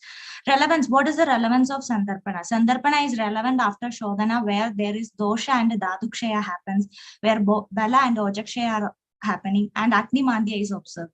Especially during Atyaiga conditions, where there exists an Adyoga of procedures, Sadhya Sandarpana can be used as a part of Dinacharya, where Nitya Abhyanga and Sneha used daily can elevate the vitiated Vada dosha and then producing Dhatu Samyata and increasing Bala. Like Chikitsa, Sandarpana comprises of three components, Ahara, Vihara and Aushadha. Tarpana, how the mode of action of Tarpana, what is the mode of action of Tarpana? It may, the Agni Vardhana, how Agni Vardhana is happening? A proper induction, proper giving, if we are giving proper amount of sneha or a proper amount of nourishment, that how a lamp is being lighted, just like that Agni also increases, thus producing a Dhatu Samyata, which results in Bala Vardhana and Ojo Vardhana, which is Prana Dharana. We all heard the slogan of Susruta Acharya, Sneha Saro Ayam Purushaha. Similarly, every disease is cured, can be cured by Tarpana, because we exist in Brahmanatmaka Tarpana components. The Dravyas are Panchabhuta, Aprithvi, Guna, Snigdha, Gurvadi Gunas are all the Tarpana Guna. Virya is Shida, Vibhaga is Madhura, and Prabhava we can consider Grida, Mani, Kshira, etc. The rasas mainly Madhura and Amla, which are of more Srishti nature. Sneha is a form of Tarpana. Bahya Snehana procedure as well as Shamana Sneha is Tarpana in nature. In chronic condition of Vada Vyadhi, Snehana is advised. Kevalam Nirubastamba Madho Sneha Swede Rubajare. And also in Hraswa Matra Snehapana, it is said as Sneha Matram Pibe used to Hraswam Ye Chavara Bele, Parihare Sugacha Esha Matra Snehana Brahmani, Vrishya Belya Nira Bada, Chiram Chapi Anuvartade. Tarpana in context of Snehapana, where we are using Vijarana Sneha, Shamana Sneha as Paschat Karma to Panchakarma, where Tarpanadi Krama and Peyadi Samsarjana Krama both. And especially after Shodhana. Karmana Vamanadina Mandareshu Andareshu Cha Sneha Svedo Prayanjida Sneham Chande Prayoje. When we look into the commentary, it is said as Sneham Chande Prayoje Didi Samshodhana Karma Parisamapto Samshodhana Janida Glani Pariharatam Samshamaniya Sneham Prayoje Dityartaha. So it is one of the form of Tarpana. Diet before Shodhana, even though it is like Tarpana, main action is like Utkleshana. Gramya Udaga Anuba Rasehi Samamse Utkleshaniya Payasacha Vamya Rasais Tada Jangalaje Sayushe Snigdehi Kaba Avruddhi Gare Virejaha. So there exists a equilibrium. Diet after Vasti, if we look into the Vasti diet also, it is like Koshna Jala Siktaha Shalya Anna Madhya Tanuna Rasena. Also, if we look into the Charaga Siddhi, we can see Rasena Vade Pradibhojanam Sya Kshirena Pittetu Kabecha Yushe. These are all like different for different dosha, these different food items act as Tarpana. Then Abhyanga as a Tarpana. If we go into the Dinacharya Adhyaya, Abhyanga Majare Nityamsa, Jarashama Vadavaha, Drishti Prasada Pushti Ayuhu Sopna Sutva Dardhya. It is also one form of Tarpana. Snana as Tarpana. Divanam Rishyam Aisham, Snana Murja Valapradam, Kandu Malas Ramasveda, Tandra Tritaha Pamajit. Snana is considered as one of the Ojasium factor. Ojas is always Snigdha in nature, which is a form of Tarpana only. If we look into the Tarpanadi Krama, we can also consider Samsarjana Krama, but when we look in, it depends on the Purusham Vikshya. For some, it will be act as Tarpana. For some, it will not act as Tarpana. If we look into the Tarpanadikrama, Kava Pitte Vishuddhya Alpam, Madhyabe Vada Paitige, Tarpanadikramam Kurya, Peya Abhishyande Thita. Like when it is Kava Pitta, Alpa Vishuddha, Madhyaba, and Vada Paitiga, there, if we give directly Samsarjana Karma, the Agni will be very manda, where it cannot digest, it creates Abhishandana. So what is Tarpanadi Peya Sthane Swacha Darpanam will be Dhana Darpanam. In the form of Bahya Sneha Prayoga, we are using it like Sarvanga Sneha, Sneha Abhyanga, Sneha Dara, Sthanika Sneha Prayoga like Kadi Vasti Akshi Darpana, Karna Purana, Gandusha, Kavala Lebana. Nasya, as Sneha Nasya and Pradimarsha Nasya. Murdhani Taila, Shiro Dara, Shiro Piju, Shiro Leba, Shiro Abhyanga, Shiro Vasti. Tarpanas Vasti, Matra Vasti, Mustadi Avana Vasti, Panjamuladi Vasti are some form of Tarpana Vasti. Tarpanas Brishya. Tad Vajigaranam Tathi Dehasya Ujas Karambaram. Brishya Karma is form of Tarpana only. Here we can get caught an example of Vajigarana Vasti. Anubanam hidam yuktam tarpayatyashu manavam sugam pachati chahara mayushe cha balaya cha anupanam tarpayadi. If we look into every kind of treatment modalities, we can see one anupana which is a form of tarpana, like draksha rasa after conception of virejana aushada. If in case of adi chardana we are giving laja saktu.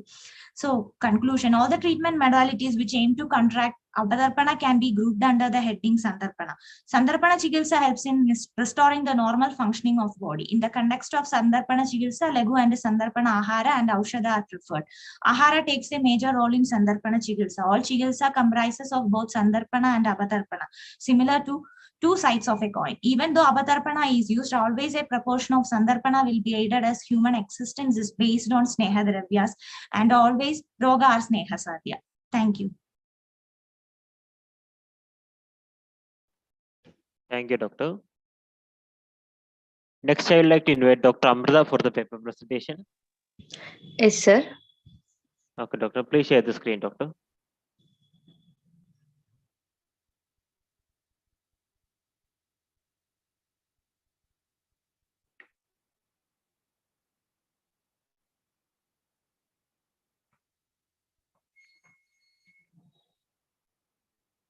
Wait, sir. Okay, Doctor.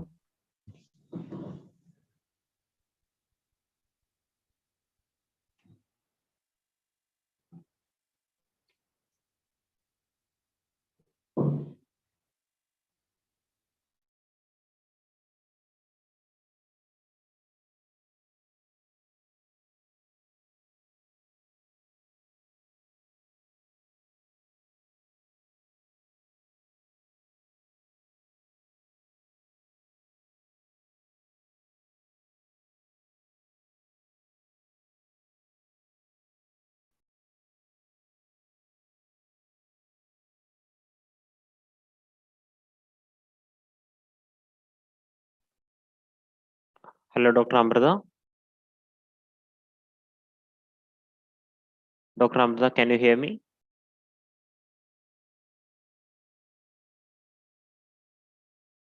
Hello, Dr. Amrita, can you hear me? Okay, next I would like to invite Dr. Neha for the paper presentation. Dr. K.R. Neha for the paper presentation. Dr. Neha, are you there? Hello, Dr. Neha, are you there? Okay, next I would like to invite Dr. Bhageshree for the paper Hello, presentation. sir. Hello, sir. Hello. It's Amrita, sir. Sorry. Okay, Doctor, please share the screen, Doctor. Sir, I am unable to share the screen. Can you share, sir? Okay, Dr. Amrita, I will call you next, Doctor. Okay, okay. Next I invite Dr. Bhageshree for the presentation. Dr. Bhageshree, are you there? Yes, sir. Okay, Doctor, please Can share you the hear screen, me, Doctor. sir? Okay.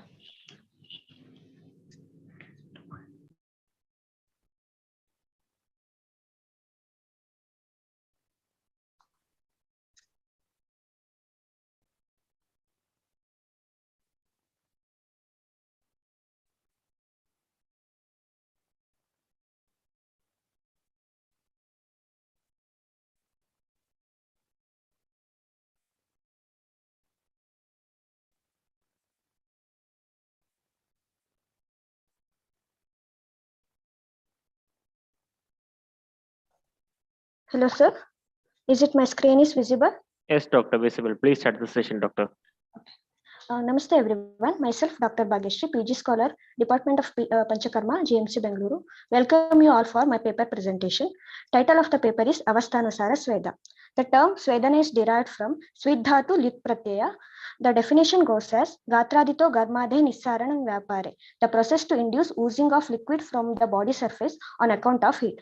It is also quoted as the procedure which removes the Stamba Gaurava Shitata from the body. Before starting any treatment, our acharyas have mentioned to assess certain criteria like dosha dhatu, bala, etc. Similarly, before selection of Svedana also, we have to assess certain criteria. They are Vyadhi Vyadita dosha deshartu Vasha Madhya Varavaram. That is, the selection of Mahan, Madhya, Mrudu Sveda is depends upon the upon these criteria. Moving on further, Svedana according to dosha. Vatashleishmani Vateva Kafeva Sveda Ishyate Snigdha Rukshas Tata Snigdho Rukshas Chapipa Kalpitaha. Svedana in case of Vata dosha involvement, the Snigdha Svedas are mentioned. In the case of Kapha dosha involvement, the Ruksha Svedas are mentioned. In the case of Kapha Vataja Vikaras, Snigdha Ruksha Svedas are mentioned. Our acharyas have slightly different opinion in case of the Snigdha Ruksha Sveda. Chakrapani and Arunadatta acharyas quotes that the mixture of Snigdha Ruksha Dravyas or using the Snigdha Ruksha Sveda in alternative form can accounts the Snigdha Ruksha Sveda. But Hemadri opines that giving Snigdha Sveda in the Ruksha Purusha is the example for Snigdha Ruksha Sveda. Other type of classification of Sveda according to the doshas are, in case of Kafaja Vikara, Taposhma Svedas are mentioned. In case of Vataja Vikara, Upanaha Svedas are mentioned. In case of Kapha Vataja Vikara with Swalpa little Pitta Samsishta Avastha, Drava Svedas are mentioned. In case of Kapha Medo Avastha, Anagni Svedas are mentioned. Svedana according to Desha. Here we consider Deha Desha, that is in case of places like Vrishana, Hridaya, Nayana, Mrudu Svedas are indicated. In case of Vankshana Sandhi, Madhyama Svedas are mentioned, and all the other places, according to the need, we can use all type of Sveda.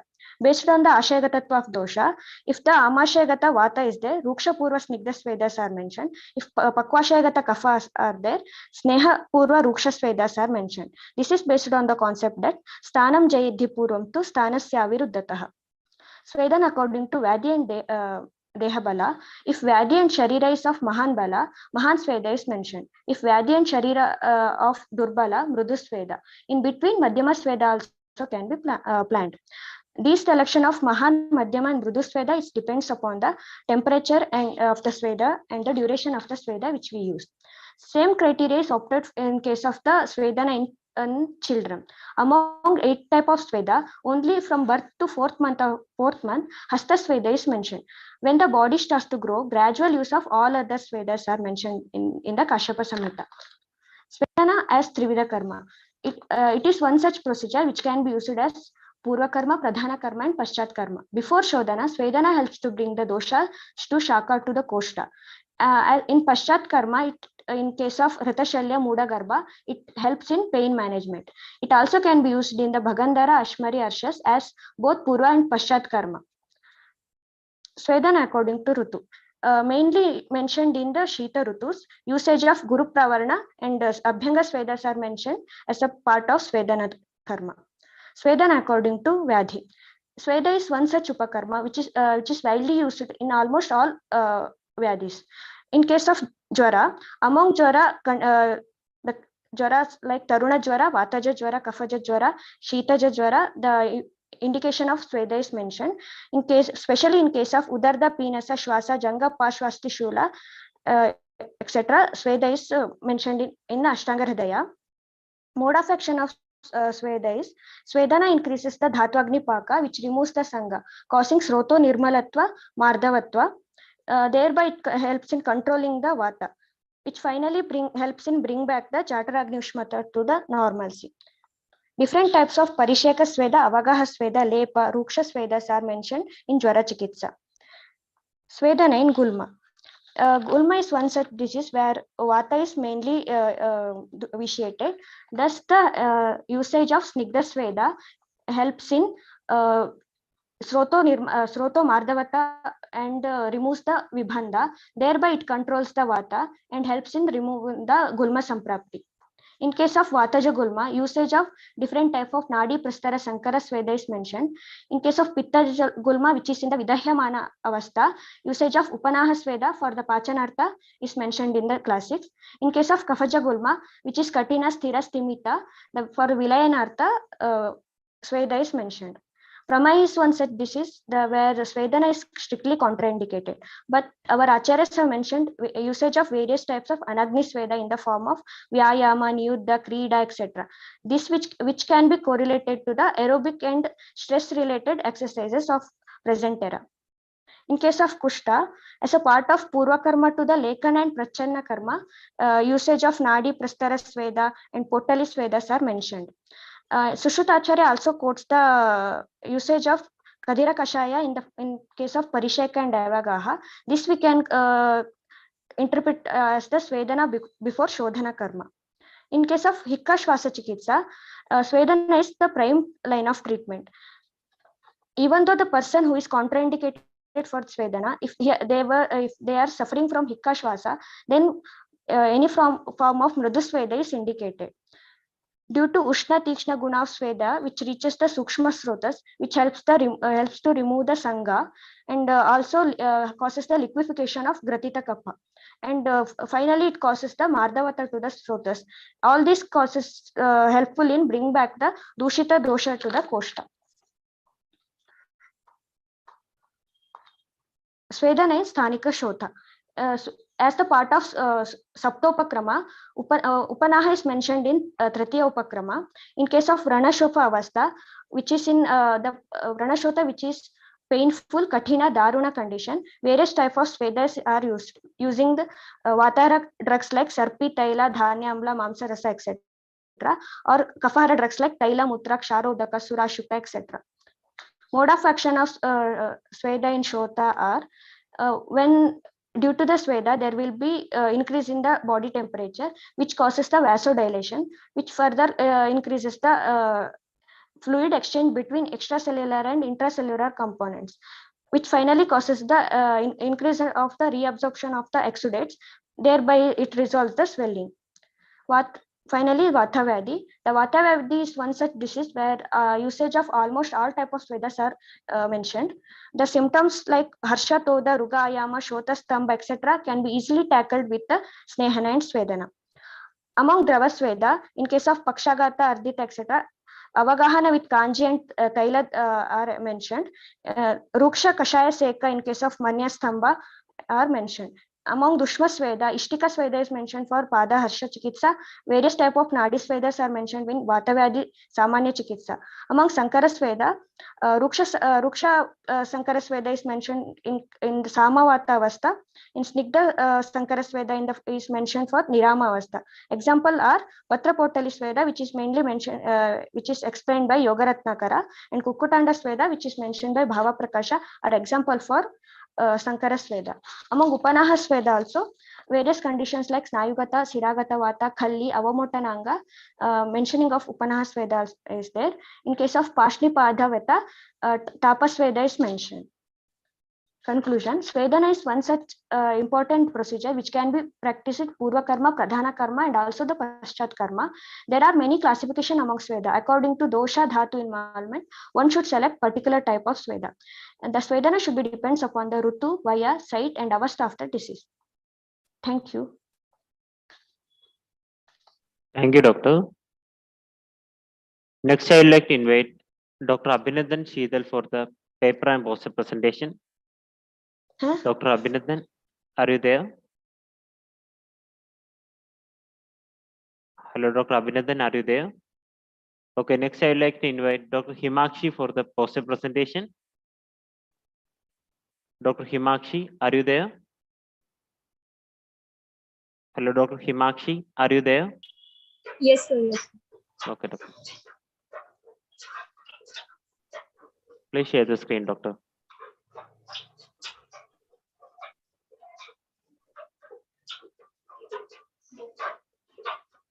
Sir, wait a minute. Okay, Doctor.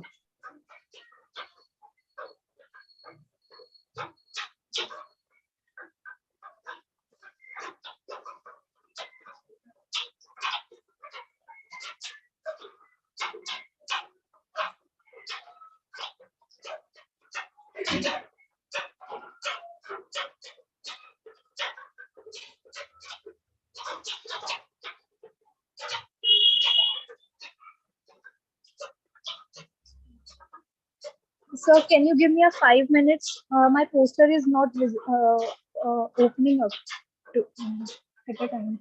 Okay, doctor. Next, I would like to invite Dr. Amrita for the paper presentation. Dr. Amrita, DC, are you there? Yes, sir. Yes, sir. Okay, doctor.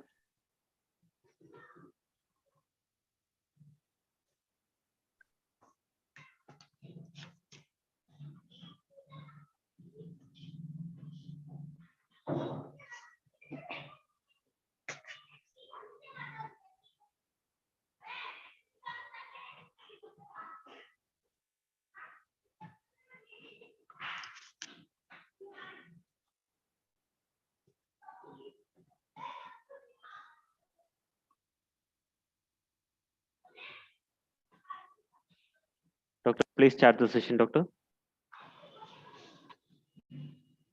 Sir, okay, sir.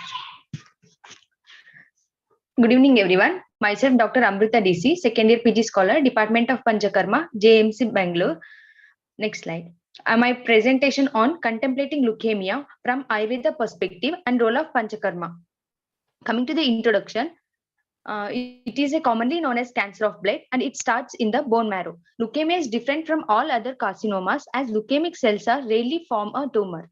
There were approximately 2.43 million prevalent cases of leukemia with an age standardized prevalence rate of 32.26 per 1 lakh population in 2017. Next slide. Definition of leukemia. Leukemias are malignant disorder of hematopoietic stem cells associated with increased number of abnormal white cells in the bone marrow and peripheral blood. And coming to the causes, the exact cause of leukemia is unknown, but risk factors can be classified under genetic, that is gene mutation and chromosomal translocation, and exposing to radiations like ionizing and non-ionizing radiations, and exposing to infections like human T leukemia virus, and exposing to chemicals like industrial benzene, pesticides, and chemotherapy, etc. Then coming to the pathophysiology, the normal blood cell production takes place in the hematopoietic stem cell, but in leukemia, hematopoietic stem cell leads to the production of immature blood cell. It becomes immature only because of mutation of gene or any segments of DNA in cell's nucleates. It stops the cell maturing and unable to control cell division. So there will be accumulation of immature blood cell in the bone marrow and reduction of space, nutrients, and growth factors in the bone marrow and fails to produce normal blood cells. So the bone marrow completely overtaken by leukemic blood cell. Finally, it leads to decrease in normal count of RBC, platelets, and mature WBC. Next slide. Then coming to the classification, there are mainly two classifications: acute and chronic, based on the cell, how the cells are originating in matured. And further, they classify based on cell type, that is myeloid and lymphoid cells. So finally, there are 4 types of classification of leukemia. Those are acute myeloid leukemia, acute lymphoblastic leukemia, chronic myeloid leukemia, and chronic lymphoid leukemia. Next. Coming to the signs and symptoms, because of decreased mature WBC, patients suffers with frequent infection and fever, and due to decreased RBCs, patient suffers with fatigue, shortness of breath, and pallor, and other symptoms of anemia. Due to decreased platelets, patient suffers with bleeding tendencies such as frequent nosebleeds, bleeding from gums or rectum, frequent bruising, or heavy menstrual bleeding. And because of this enormous cell production, it consumes body's energy. So patient feels weakness and significant weight loss. When the cell starts to grow into wall of bone, patient feels with bone pain. Next. Coming to the investigations, the investigations like complete blood count, other tests like cytogenic analysis, immunophenotyping, reverse transcription, polymerase chain reaction, and bone marrow aspiration and biopsy, chest X-ray, CT scan, MRI, etc. And treatment principles like first one is supportive, that is blood transfusion, platelet transfusion, and infection control. And coming to the chemotherapy, it will be given in 3 phases, that is induction, consolidation, and maintenance phase. Other therapies like interferon therapy, radiation therapy, and stem cell transplantation, and finally surgery. Next. Coming to the Ayurveda perspective. Next. This cell production we can consider it as taken it as dhatu utpatti. That is in Charaka Chikitsa he mentioned as yathasvena oshmana pakam sharira yanti dhatava sotasa cha yathasvena dhatu pushyati dhatata. One dhatu nourishes the other dhatu. That's the portion of uttarottara dhatu. And according to Sushruta Sutrasthana 14th, he mentions that Rakta dhatu utpatti takes place in Ekritan Pliha. In Ekritan Pliha, Rasa takes the Ranjana by the effect of Ranjaka Pitta. Other than this, Sushruta Sharira reference, he quotes that Stulastishu Visheshena Majjatu Abhyantarashritaha. That is, Majja is present in Stulasti, and Sarakta Meda, that is, we can consider as red bone marrow. It is present in Anvasti. So we can consider as blood cell production also takes place in Majja Dhatu. Next. By these factors, that is disruption of following process may lead to symptoms mimicking leukemia. That is improper rakta formation, altered rakta gunas, and improper functioning of rakta dhatu. Next, samprapti. Due to nidana, there will be a bija dushti or khavai gunyata, and it causes the tridosha dushti and impairment of rakta dhatvagni. Because of this vata vriddhi, there will be increased vibhajana. We can consider as proliferation of cells, and pitta vriddhi. It leads to impaired pachana and bleeding tendencies, and kafakshaya, and it leads to the bala and ojakshaya, that is loss of strength in the patient. This leads to asamyak pachana of sarabhaga of rasa, and finally it leads to the improper formation of rakta dhatu. Now let us understand the leukemia as asti majja dhatu gata jvara. There will be involvement of majja dhatu in manifestation of leukemia, dushti in majja dhatu leading to dhatupaka. This concept of dhatupaka comes under the spectrum of vishamajvara, where the involvement of dhatugatatva of dosha is explained. Hence, leukemia can be studied under the spectrum of asti majja dhatugata jvara, that is gambhira dhatugata jvara, or vishamajvara, where asti and majja are involved. Next. Coming to the Chikitsa Siddhanta, by assessing the Sameeksha Bhavas, the Rogi can be classified into Balavan and Durbala. If the patient is Balavan, Shodhana line of treatment can be adopted, that is Vamana, Virechana, Nasya and Basti. If the patient is Durbala, Shamana line of treatment should be adopted, that is Snehapana, Shamananga, either Shamananga or Brahmananga Snehapana. And next is Bahya Prayagas. Chikitsa can be given in stage of Samprati Vikatana, Lakshanika Chikitsa, Upadrava Chikitsa, and as a Brahmana Chikitsa. Next. Coming to the Samprapti Vikatana, Jvara is the common most symptom in all types of leukemia. So we can adopt a Jvara line of treatment here, that is Langhanam Svedanam Kalu Yavago Stiktoko Rasa, that is Langhana. In contemporary research shows that intermittent fasting cycles retard the growth of cancer cells and sensitize them to chemotherapy. So we can adopt the Langhana treatment as it is type of Svedana also. And Tikta Yavago Pana, that is it acts as Lagu Bhojana and Pachana, and Tikta Rasa helps in condition of asti majjagata vikaras. And directly Charaka Chikitsa mentions that in asti majjagata vikara, Nirva and Anvasana Basti helps in many conditions. Next. And coming to the Lakshanika Chikitsa, when patient suffers with fatigue, shortness of breath, pallor, weight loss, etc., and other symptoms of anemia, we can adopt the Pandu Chikitsa. And as the disease progresses, patient suffers with bleeding tendencies such as nasal or gum bleeding, rectal bleeding, or heavy menstrual bleeding, bruises, peteche, ecchymosis, etc., then we can adopt the Rakta Pitta line of treatment. Next.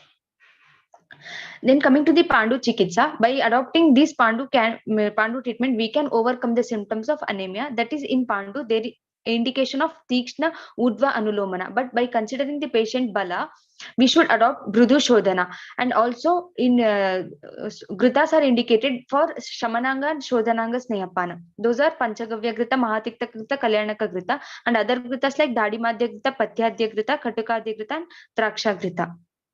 Next. When coming Omana in Panduraga, as Udva Shodhana is directly contraindicated by Acharya Sushruta, but he also mentions Brudu Vamana can be given by considering Rutu, Desha, Prakriti, Kala and Sharira, and for that Navanita Yoga can be considered as one of the best example for this, as it is indicated in Kapha Bhutagni, and it can be given in Vishushya Deha. And coming to the Virechana, Brudu and Snigdha Virechana can be given in Pandu. That is Paya or Paya mixed with Gomutra, or drugs like in Pittaja condition, we can give Sharkara with Trivrut Churna, and in Kafaja condition, Harita ki Bhavana should be given with Gomutra, and it can be given for Virechana. Next.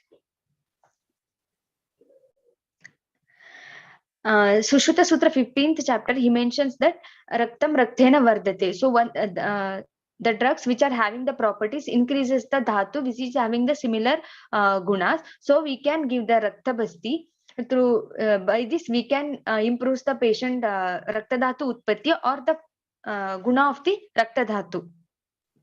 Next. Then as patient suffers with Rakta Pitta, we should give the treatment for Urdhvaga Rakta Pitta and Adhoga Rakta Pitta. In the condition of Urdhvaga Rakta Pitta, in this, the Stambhana is the main motto of the treatment. So we can give Virechana, Nasya, Kavala or Gandusha and Shitala Dhara in condition of Urdhvaga Rakta Pitta. And in Adhoga Rakta Pitta, Vamana and Shitala Bastis we can give. Next.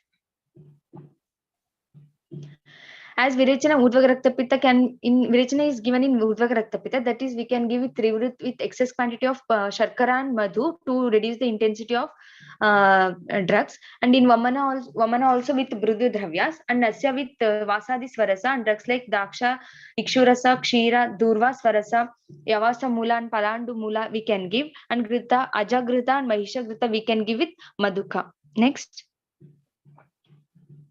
And in Basti, there are Niruha Basti which are indicated in Raktatisara and Jivadhana concept. We can adopt these Bastis to avoid the rectal bleeding or menstrual bleeding, heavy menstrual bleeding. That is Picha Basti, Shitala Picha Basti and Tikta Kshira Basti. And in Anuvasana Basti, when we need only Stambhana action, we can give Chandanadi Anuvasana Basti, Gritamanda Anuvasana Basti. And when there is a presence of Ama, we can give Pachana followed by Stambhana, that is Jivantyadi Anuvasana Basti, Patoladi Anuvasana Basti, etc.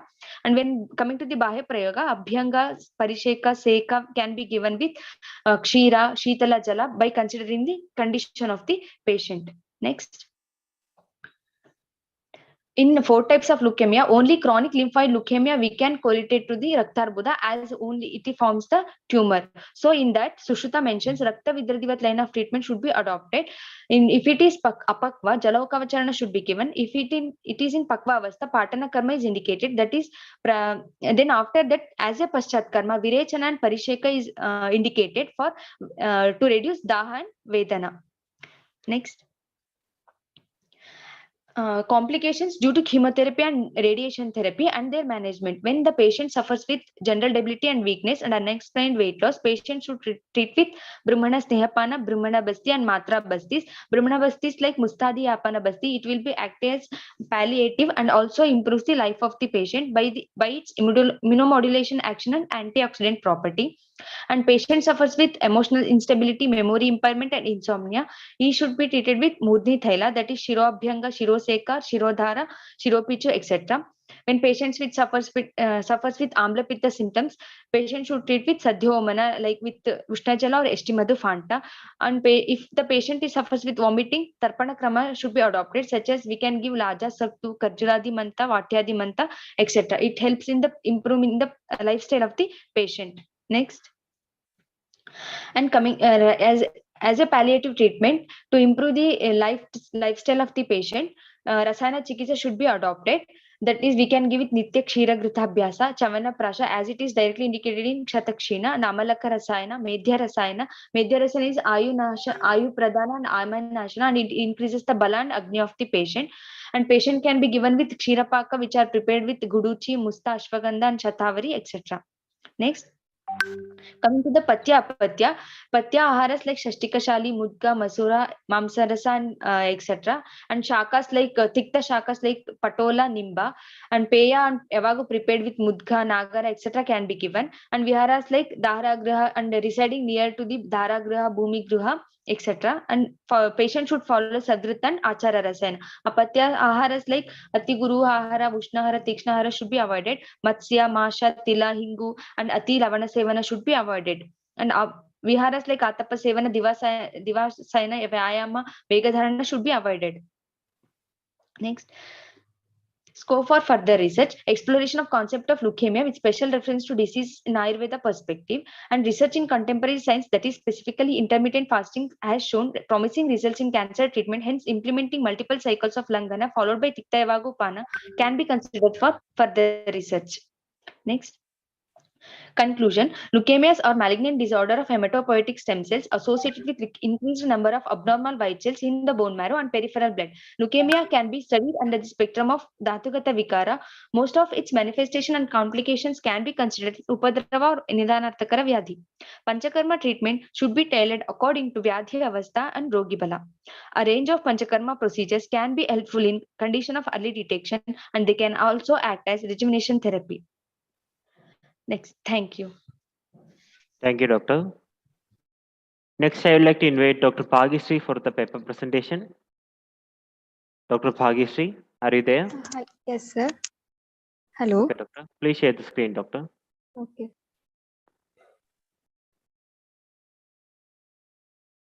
Yeah.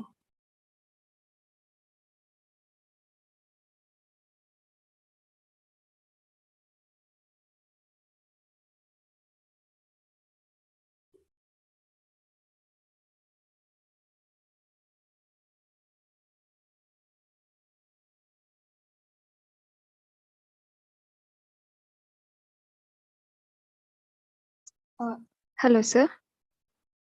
Hello, Doctor. Is it visible, sir? Yes, Doctor. Screen is visible, Doctor.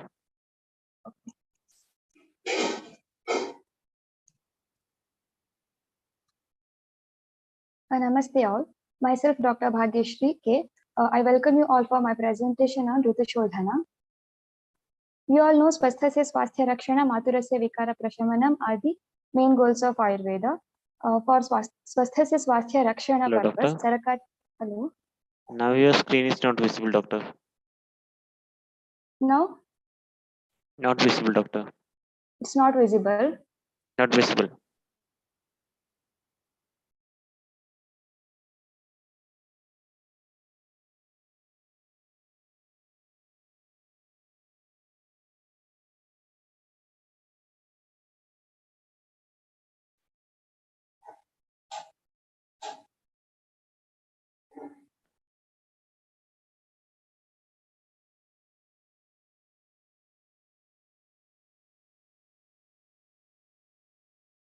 Is it Okay. visible now? Yes, Doctor. Now visible. Please continue, Doctor.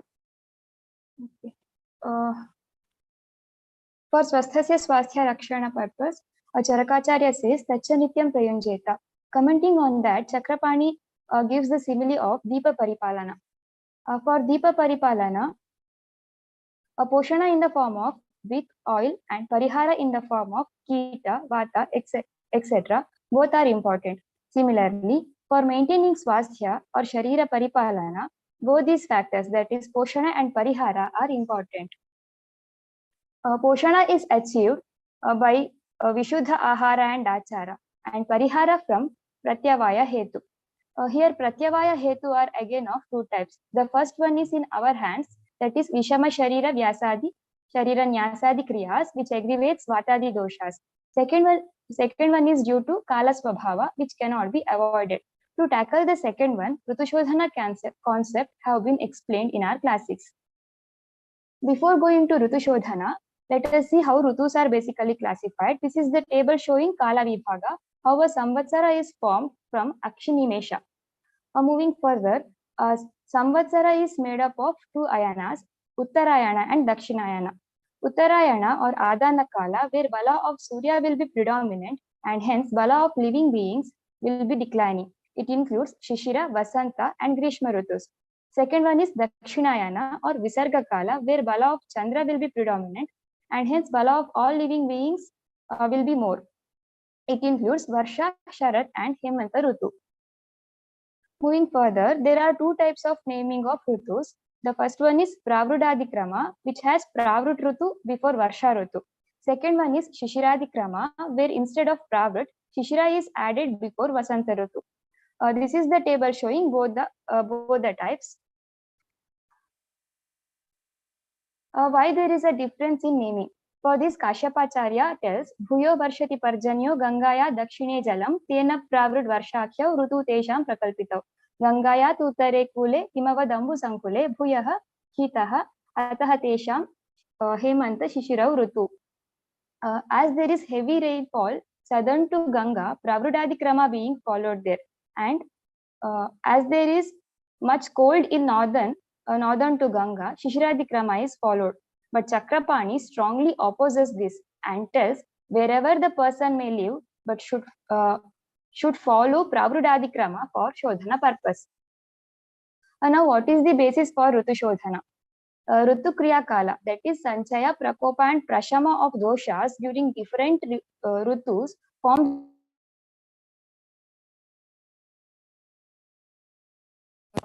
It is clearly stated by Ashtanga Sangrahakara that avoidance of Rutu Shodhana leads to development of various Bheshaja Dveshi Rogas, that is diseases which cannot be cured by medicines, which includes various lifestyle disorders of present day. Further going to Rutu Shodhana, it is stated that Hemantikam Doshachayam Vasante Pravahayan Graishmikam Abhrakale Ghanatye Varshikamashu Samyak Prapnoti Roga Rutujana Jatu. Also in Charaka Sutra Sthana, it is quoted Madhava Pratame Masi Nabhasya Pratame Punaha Sahasya Pratame Chaiva Haraye Dosha Sanchaya. And in Charaka Siddhi, Pravrut Shuchi Nabhav Gnyayo Sharadurja Sahav Punaha Tapasyascha Madhuschaiva Vasantaha Shodhanam Prati Etan Rutun Vikalpyevam Vidyat Samshodhanam Vishak Swasthavrittam Abhipretya Vyadhav Vyadhi Vashenatu. This is the table showing summary of shlokas quoted in the previous slide. During Vasanta, particularly in Chaitra or Madhumasa, Vamana is indicated. Similarly, during Sharad Rutu, in Margashirsha or Sahamasa, Virechana is indicated. And during Pravrut Rutu, in Shravana or in Abhamasa, Basti is indicated. If we keenly observe all the three Rutus, which are specified for Rutu Shodhana, all the three falls under Sadharana Kala, which is characterized by Anatishita, Ushna and Varsha. Why Shodhana is told in Sadharana Kala only? As there will be Mandashita, Ushna and Varsha, both Sharira and Aushadha will be Avikalpaka during Sadharana Kala. That is, no need to modify any factors related to Sharira or Aushadha if we are performing Shodhana during Sadharana Kala. Whatever may be the food, dose or method, etc. told in the classics for Shodhana, the same thing can be practiced directly without any modification if we are practicing Shodhana in Sadharana Kala. Going further, why Shodhana is contraindicated in Hemanta Rutu. In Hemanta Rutu, because of Atishita, it will cause Asukha to Sharira. And dosha will become Atidaruni Bhuta and Avabadha. And because of Shita Guna, it reduces Ushnatva of the drug and drugs will become Mandavirya. As a result, Ayoga of the procedure and which lead to Vatopadrava. Hence Shodhana is contraindicated in Hemanta Rutu. Now why Shodhana is contraindicated in Grishma Rutu? In Grishma Rutu, because of Atimatra Ushnata of Rutu, it will cause Asukha to Sharira and doshas will become Ati Shichila and Atyartha Pravilina. Because of Ushna Guna of Kala, it increases Ushnatva of Shodhana Dravya and Dravyas will become Tikshna Virya, which results in Atiyoga and Pipasopadrava. Similarly, why Shodhana is contraindicated in Varsha Rutu? In Varsha Rutu, because of Pankajala Samvrita Bhumi, Sharira will become Atyartha Klinna. And Aushadha will also become Guru because of contact with the Toyanugata Maruta. This will result in Ayoga of the procedure. Hence Shodhana is contraindicated in Varsha Rutu also. If so, how to do Shodhana in Asadharana Kala? If there is an emergency or Achyayika condition, two modifications are told for Shodhana during Asadharana Kala. They are Rutu Pratikara, that is by Kritrima Gunopadhana, and the second one is Bheshaja Pratikara, that is by changing the quality and quantity of medicines according to Rutu. Moving further, why in Vasanta Vamana is indicated? It is told Kafasthito hi shishire vasanter kamshitapitaha hatvagnim kurute rogan atahatam tvarayam jaye. During Shishira, Kafadosha will undergo Sanchaya. During Vasanta Rutu, because of Tikshna Arkamshu, because of Tikshna rays of sun, These doshas will undergo liquefaction, and there will be prakopa of doshas, which will lead to Agni Mandya. Hence, these liquefied doshas should be removed from the body, and hence Vamana is indicated. The next why Virechana is indicated in Sharat Rutu.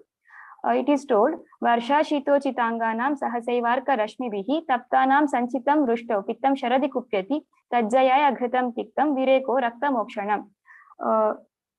In Varsha, Sharira will be exposed to Shitata. When there will be Sharad Rutu, it will be suddenly exposed to Arka Rashmi, and hence there will be Pitta Sanchaya. Pitta Sanchaya in Varsha will undergo Prakopa in Sharad Rutu. It should be managed with Virechana.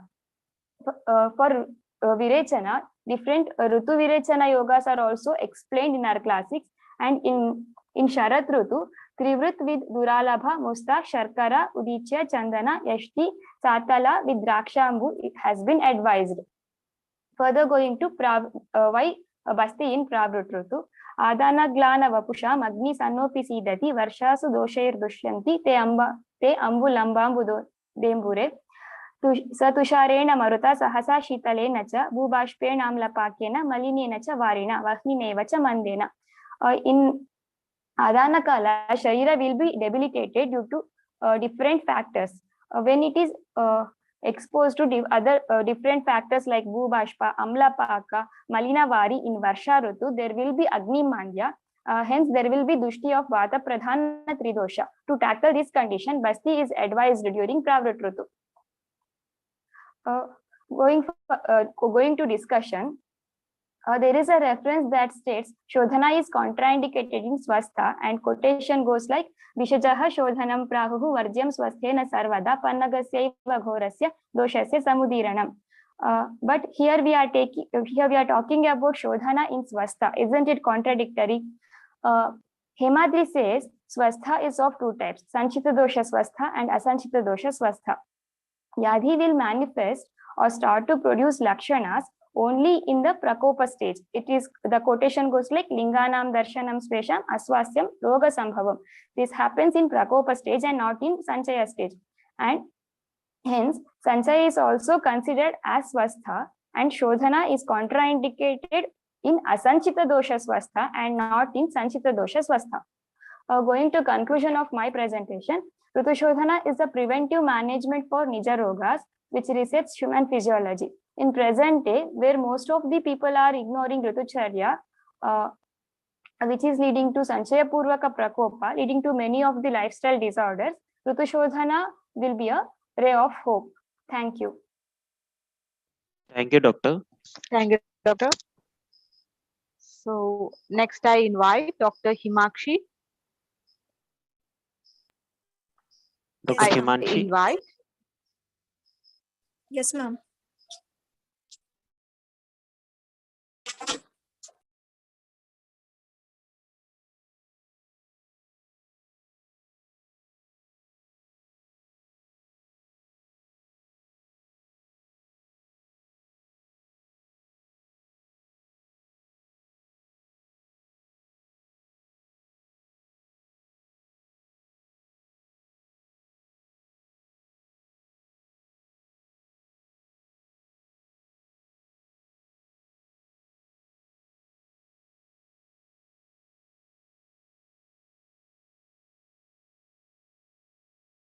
Hello, Dr. Himakshi. Hello, sir, is it visible? Not visible, Doctor. I will share for you, Doctor. Doctor, the screen is visible, Doctor? Hello.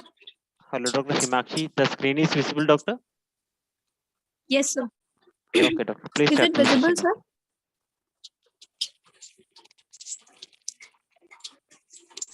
Good evening, everyone. Myself, Dr. Himakshi, PG scholar in Prasuti Tantra and Stree Rog. And today I'm going to present my poster, and my topic is protect breastfeeding. So first of all, we should know what is breastfeeding. So after delivery, exclusive breastfeed as soon as possible to the baby, and exclusively breastfeed for almost 6 months. after the delivery, according to the American Academy of the Pediatrics. And now, what is the importance of breastfeeding? First of all, the most important thing is bonding between the mother and her newborn baby. Then the nutrition, as we all know, the first 4 days after the delivery, yellow and thick colostrum rich in contains, which is colostrum, which is rich in protein, provide nutrition to the baby. And then antibodies. Colostrum, as we know, colostrum provides IgA antibodies, which protect the baby from getting sick by forming a protective layer in the baby's nose, throat, and digestive system. It also protects the babies from the sudden infant death syndrome. Then hormones. As we know, oxytocin increases during the feeding. When baby suckles at the nipple, sensory impulses passes from the nipple to the brain. Oxytocin also encourages the uterine contraction and during the time of the labor, and reduces the bleeding after the delivery, and help the uterus to return its normal position. Breastfeeding also saves the time of the time and money of the mother, because so much time, if mother is giving top feed to the baby, it takes so much time to clean and sterilize the bottles and making the formulas. It all breastfeeding also acts as a contraceptive. When you exclusively breastfeed, it means there at least for a 4 hour in a day, and for at least for a 6 hours in a night. So your body naturally stop ovulating. If there is no ovulation, that means there is you are not going to be pregnant. That is why breastfeeding, also known as lactation and amenorrhea method.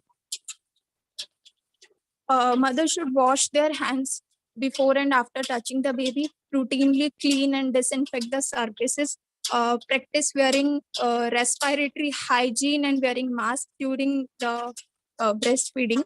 And there is only not only the mother who is going to responsible to take care of her baby.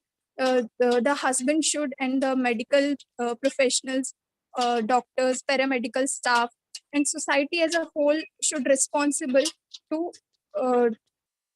encourage the mother to breastfeed. Use of social media, like mother can see the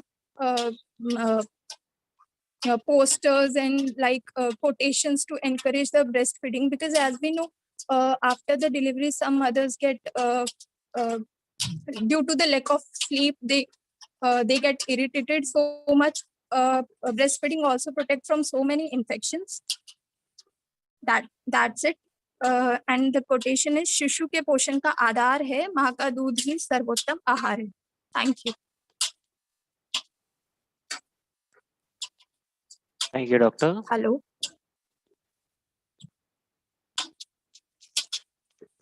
Next, I would like to invite Dr. Abhinandan Sheetal Dodre for the paper presentation. Dr. Abhinandan, are you there? Hello, Dr. Abhinandan Dodre, are you there? Okay. Next, I would like to invite Dr. Prajakta Ankush for the paper presentation. Dr. Prajakta, are you there? Hello, Dr. Prajakta, are you there? Hello, Dr. Prajakta, are you there?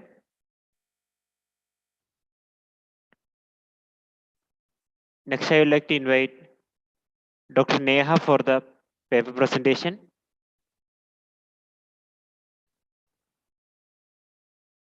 Dr. Neha, are you there? Okay. We are at the end of the session.